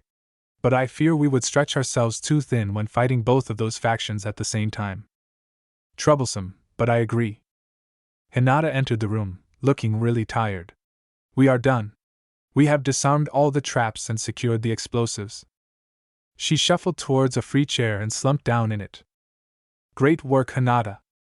She gave him a tired smile, and Shikamaru continued his report. Coming back to our situation here, apart from food, our main problems are that the whole littered city walls offer almost no protection and that there is no running water. I think we could fix the old water distribution system in a week or so if we concentrate almost all our attention to it, but the walls will take months of work. Alright, I was trying to rejuvenate my chakra since spending almost all of it in Konoha, but I am good enough now. I will use my pads and shadow clones to get food here, draw a basic protection seal around the city, and start fixing the walls. Maybe I could even spend some chakra to teleport 1 or 2 of my remaining samurai units here. Can you have everyone available work on restoring the water distribution system and prepare your report on our ninja as we discussed? Shikamaru nodded. You said your paths and clones would do all those things. What are you up to? Naruto rubbed the back of his head and grinned. Well, you see. He activated his Rinnegan, and with a flick from his hand he used his powers to pull Hinata from her chair into his lap. During the short flight, the startled girl let out a small eep. Once Hinata was seated atop Naruto, he put his arms around her, and she blushed furiously. I was hoping to be able to spend some time with my girlfriend. Shikamaru sighed. Damn, if I could have clones do all my work, I could go cloud watching all day. The afternoon sun was shining into a room with a single bed. On the bed lay a blonde girl, and there was a drip next to her, feeding her artificially. Suddenly the girl's eyes shot open, and she stared into the room. Then she grabbed her head and started screaming. 1 minute later, Inoichi stormed into the room. Ino? Girl, are you alright? She was still grabbing her head with a pain-filled expression on her face. My head hurts. Inoichi sat down beside her, and Ino grabbed onto her father and buried her head into his chest. After a while she felt slightly better. Dad? Yes, princess? Danzo used the Sharingan. Under normal circumstances, this would have caused quite a reaction from the veteran shinobi. But right now he was just happy that his daughter was fine. He simply continued to hold her. There was one piercing red eye looking at me from inside Lady Tsunade's mind. And somehow it seemed to hold me in place, preventing me from doing anything. She stopped. Something told her that she had been unconscious longer than a few hours. A lot longer. How long was I out? Her father sighed. Too long. About 2 months. The girl laid her head on his chest sideways and looked out of the window. Dad? Where are we? Several days later. Jinsuke Hideako, messenger of warlord Meizu Odashi, was in a terrible position. He was chained to the wall in the dungeon of another warlord. The 2 warlords were allies in the Southern Alliance, but Jinsuke had acted suspiciously when trying to avoid the soldiers of the local warlord Hidagashi, while traveling through his domain. This fact had been reported to Hidagashi, and after continuous observation had revealed that the messenger acted the same way all the way through Hidagashi's territory, he had finally decided to capture Jinsuke. The door to Jinsuke's cell opened, and in strode Hidagashi with one of his bodyguards and someone who looked like the very cliché of a jailer and torturer, with a black cloth mask covering his head and several tongs, knives and other torture instruments on his belt. The warlord held up an unfolded letter with the broken seal of Jinsuke's lord. Tell me everything you know about this and that asshole Odashi. Jinsuke remained silent and let his head hang low. While he didn't act very defiant, he seemed unwilling to betray his lord. Hidagashi gestured to the torturer next to him. The man strode forward, grabbed one of Jinsuke's confined hands and broke one of his fingers. The torture continued for a while until the messenger finally broke down. Please stop. I'll tell you everything. His tormentor stepped away from him to allow him to start talking. My lord ordered me to deliver this letter, and the others to a few of his allies. He told me this was a matter of absolute importance, and that these letters were not to fall into foreign hands. I am only a lowly messenger. I do not know about my lord's plans, honorable warlord. Odashi gave you the letters himself? Yes, Lord Hidagashi. Hidagashi nodded. It was to be expected that the messenger didn't know the contents of the letters, but it was important to know that Meizu Odashi had sent them himself and that the whole thing wasn't just a setup. He decided to tell the messenger what this correspondence entailed. Your lord plotted against his own allies and wanted to pull a similar stunt as happened in the Northern Alliance. He planned to kill me and many of the other warlords and divide the lands among his allies. He wanted to do that right before the attack on that Uzumaki upstart, when we least expected it. Jinsuke had a look of shock on his face as he heard those things. This meant he was now in the hands of an enemy of his lord, and almost none of the warlords showed any mercy to their enemies' subordinates. Hidagashi nodded to his bodyguard, who drew his sword and rammed it into Jinsuke's chest. The messenger suddenly had an expression of absolute surprise and confusion on his face, but then the light left his eyes and he was dead.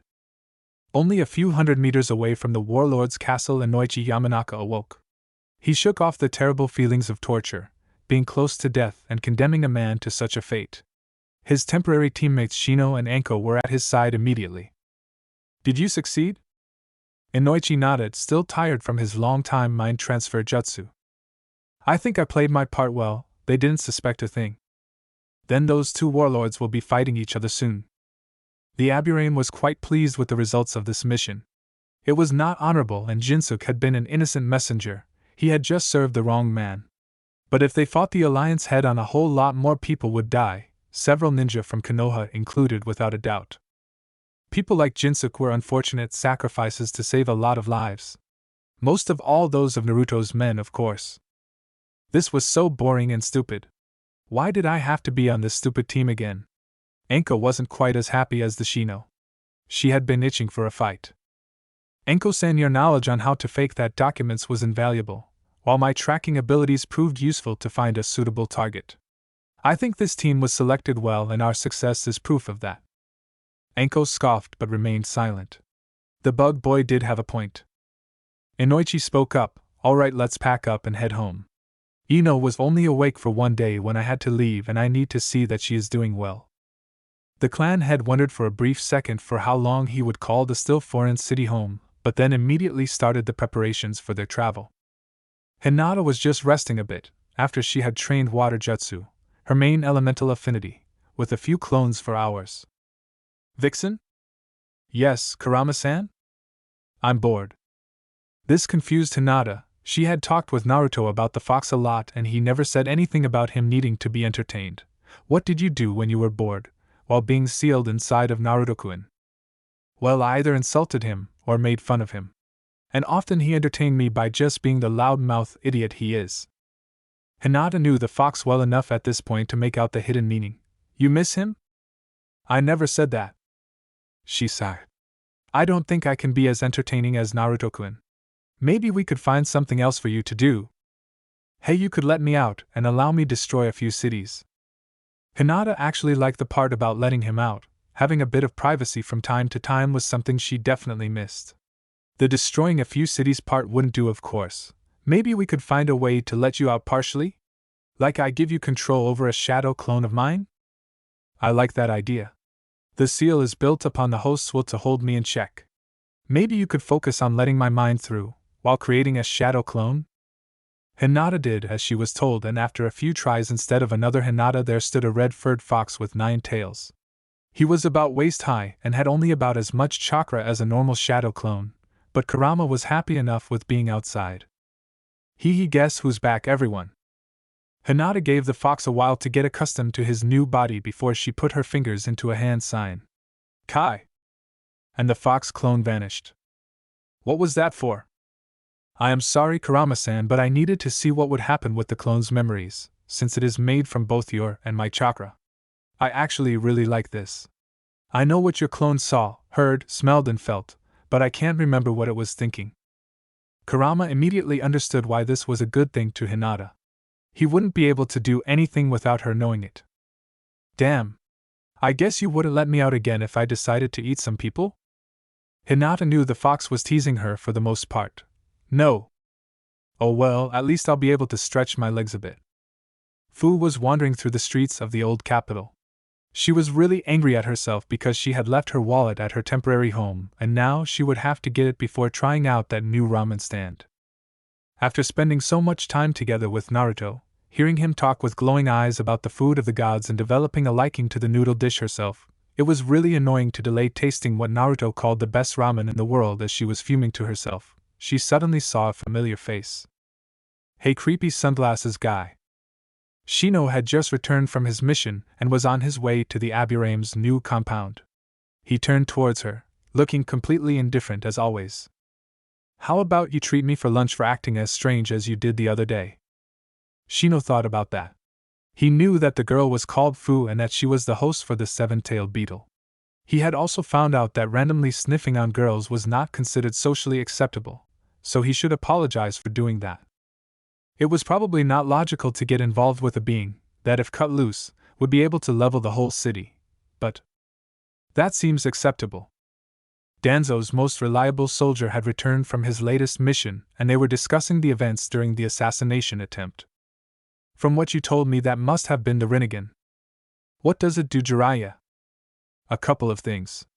It was the ocular power of the Sage of the Six Paths after all, and is considered to be the strongest dojutsu of all. The white-haired sage was about to continue, but Danzo cut him off. Can you prepare a report with the details? Of course. Good, we will need that knowledge. The boy will most likely be surrounded by enemies soon, when Sai finishes his mission and IWA turns against him. But I want to be the one responsible for his death. What he did to Konoha is inexcusable. Very well. Shall I carry out the assassination myself then? Danzo thought about this. This was his strongest and most reliable man. But silent assassinations were not really his thing, and Naruto was surrounded by a whole army and a lot of ninja. And there was a risk if Jiraiya fell into Naruto's hands. No, Sai will do it eventually, after the boy's little country has become a single war zone. I need you for something else.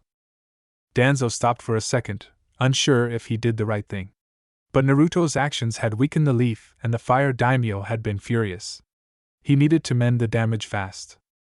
I need you to start negotiations with an old accomplice of mine and friend of yours. It had been over 3 months since the clans arrived in the west when there was a small attack on Suna by just 2 people, Sasori of the Red Sands and Deidara. They obviously wanted to capture the host of the one-tailed tanuki, Gaara.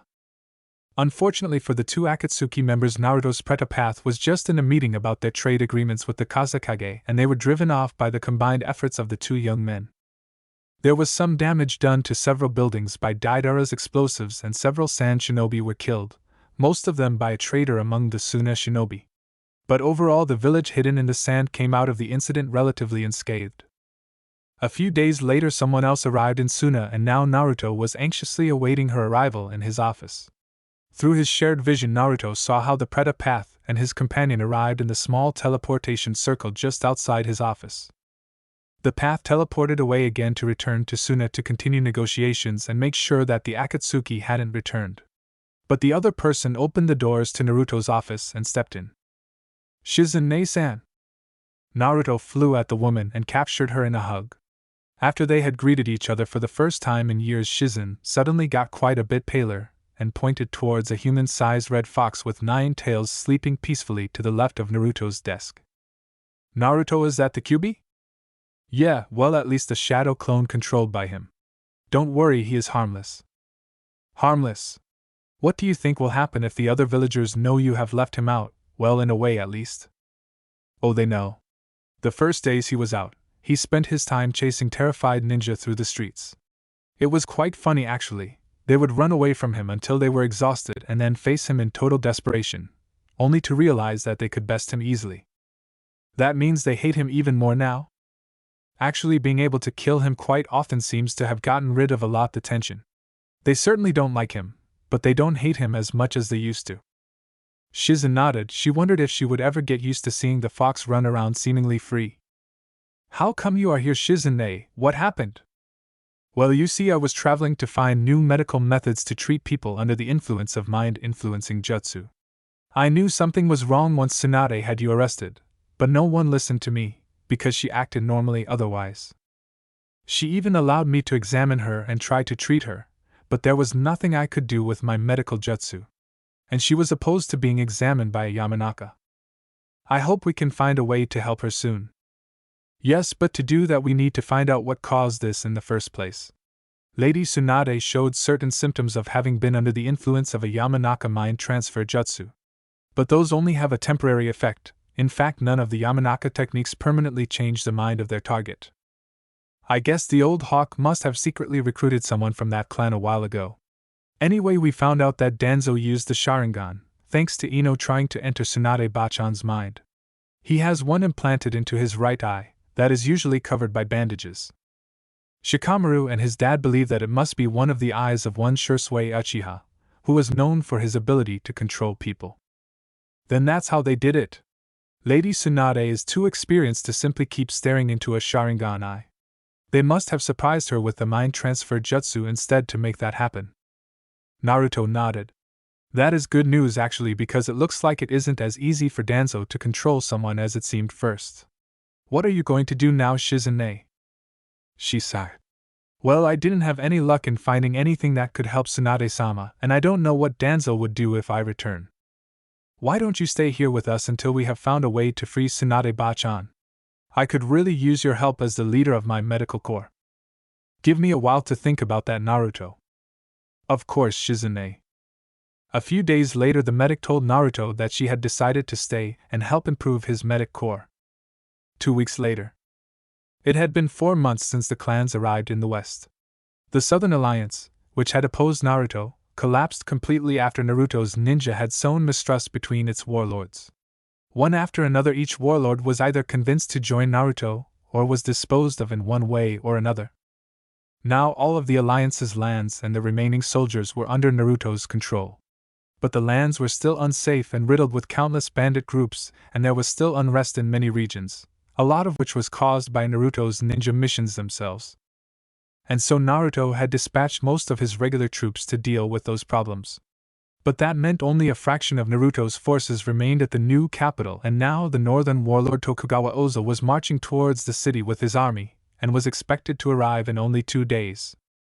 As things stood, Naruto would have to face the 50,000 men strong army with only about 10,000 of his own soldiers. Since his scouts had reported the approaching army too late, and his remaining units were very spread out among the country, it didn't make sense for Naruto to spend his now very valuable chakra on teleporting more soldiers to the capital. Luckily, at least all of Naruto's ninja were available. Even though the numbers were this different, the morale among Naruto's troops was not bad, because they knew that with the ninja clans and Naruto, Fu and Hinata especially, they had fighters that could easily handle a great amount of enemies. Naruto was on a training field, trying to train for the upcoming battle, without actually using the chakra for the techniques, when he saw Hinata marching towards him. Naruto, we need to talk. Naruto blinked. Hinata was awfully serious. He nodded to signal her to say whatever she wanted to say. I talked with Shikamaru and I think he is right. We should fight this battle. Naruto groaned. Hinata, as I told Shikamaru already, this won't be necessary. I am absolutely certain that I can overload the gravitational powers of my Rinnegan in a way that I can take out Oza's entire army. This may harm me somewhat, but I am tough and me getting hurt is surely better than hundreds, or even thousands of my soldiers dying in battle. No, Naruto, it isn't, that is the point. You have avoided all larger battles. You never led more than a few hundred men into combat, nothing that could be called leading an army. If you want people to accept you as their leader and not just fear your power, you have to prove that you can do just that. If you want other nations to respect the might of your army and not see you as the single obstacle they have to overcome to conquer your nation, then you need to fight this battle. Otherwise your nation might be very short-lived. And then you will have not saved anyone by doing this alone. Besides, completely relying on that technique is a stupid risk in itself. Hinata, all this time I have tried to shed as little blood as possible. And now you are trying to talk me into the one approach of the situation, which will most likely get more people killed than any other. He lowered his head a bit. And I don't want to risk your life or that of my friends if I can help it. Usually he didn't have such qualms, as he would always believe his friends to pull through. But the upcoming battle worried him more than he liked to admit. Especially since with him being the undisputed leader, everyone else's lives were in his hands. Naruto, you will have to trust in us. There is no way that you can always protect us from danger, we are ninja after all. She smiled at him. And believe me if I tell you that I will do anything to make sure either of us dies in that battle, there is too much I have to live for. Naruto smiled slightly and nodded. Let's talk with Shikamaru and the others about our strategy, and try everything to minimize our losses. Maybe we can even find a way to capture as many of our enemies as we can and not kill them. Somehow this managed to cheer Naruto up considerably. Yes. You are right, Hinata, we will make sure to save as many lives as possible. Naruto was standing among his army, atop a hill just 1 hour outside of the capital. They had decided to meet the enemy away from the city to protect it, and its people from harm, and because fighting from the city walls wouldn't really have helped them. Now they would be able to fight downhill, with the morning sun shining into their enemies' eyes even. Naruto wondered if Oza was confident enough to attack them under these conditions. He hoped he would be. The plains in front of their hill were slowly being filled by Oza's approaching army. It was an impressive sight, the sheer amount of soldiers with their weapons, armor and banners glowing in the morning light. Naruto let his gaze wander over his own, less impressive-looking army. The bulk of his soldiers consisted of 10 of his samurai battalions. Naruto had assigned his captains to lead the units. Behind the lines of samurai, Naruto's ninja stood at the ready. The Nara clan had taken the left flank, while the Aburame covered the right.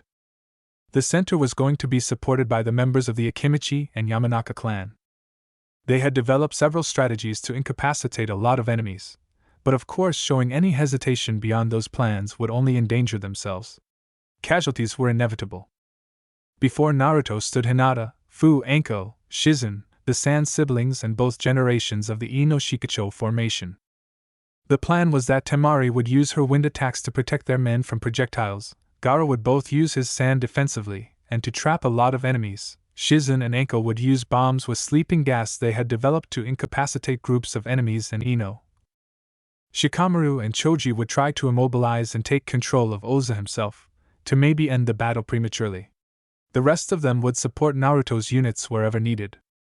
To Naruto's relief, they saw their enemies advancing towards them immediately after they had taken formation in front of the hill, and they did not wait for a better chance to engage. He walked through the lines of his samurai with 4 of his paths and Hinata by his side. The barrier and healing path stayed in the back, one to help protect his men from projectiles and jutsu, and the other to support the medic corps. When he was in front of his soldiers' lines, Naruto turned around to face them. Everyone! After months of hard work, we now have the chance to reach our dream. Only one battle and the West will finally be united again, and there will be peace. I ask every one of you to lend me your strength to reach that goal, and I know that with your combined power we cannot fail. For unity and peace. The call was repeated by all of Naruto's 10,000 soldiers, but the giant roar didn't impress Oza's men and they continued their advance. When their first enemies were only a few hundred meters away, Naruto went through a few hand signs and activated several explosive tags they had planted before the battle. The explosions destroyed the covers of several large holes Naruto had created beforehand using Earth style. Dozens of enemies had the ground crumble under their feet, leaving them trapped in the several meter deep holes. Naruto decided to use deadly force now to try and soften the enemy's onrush.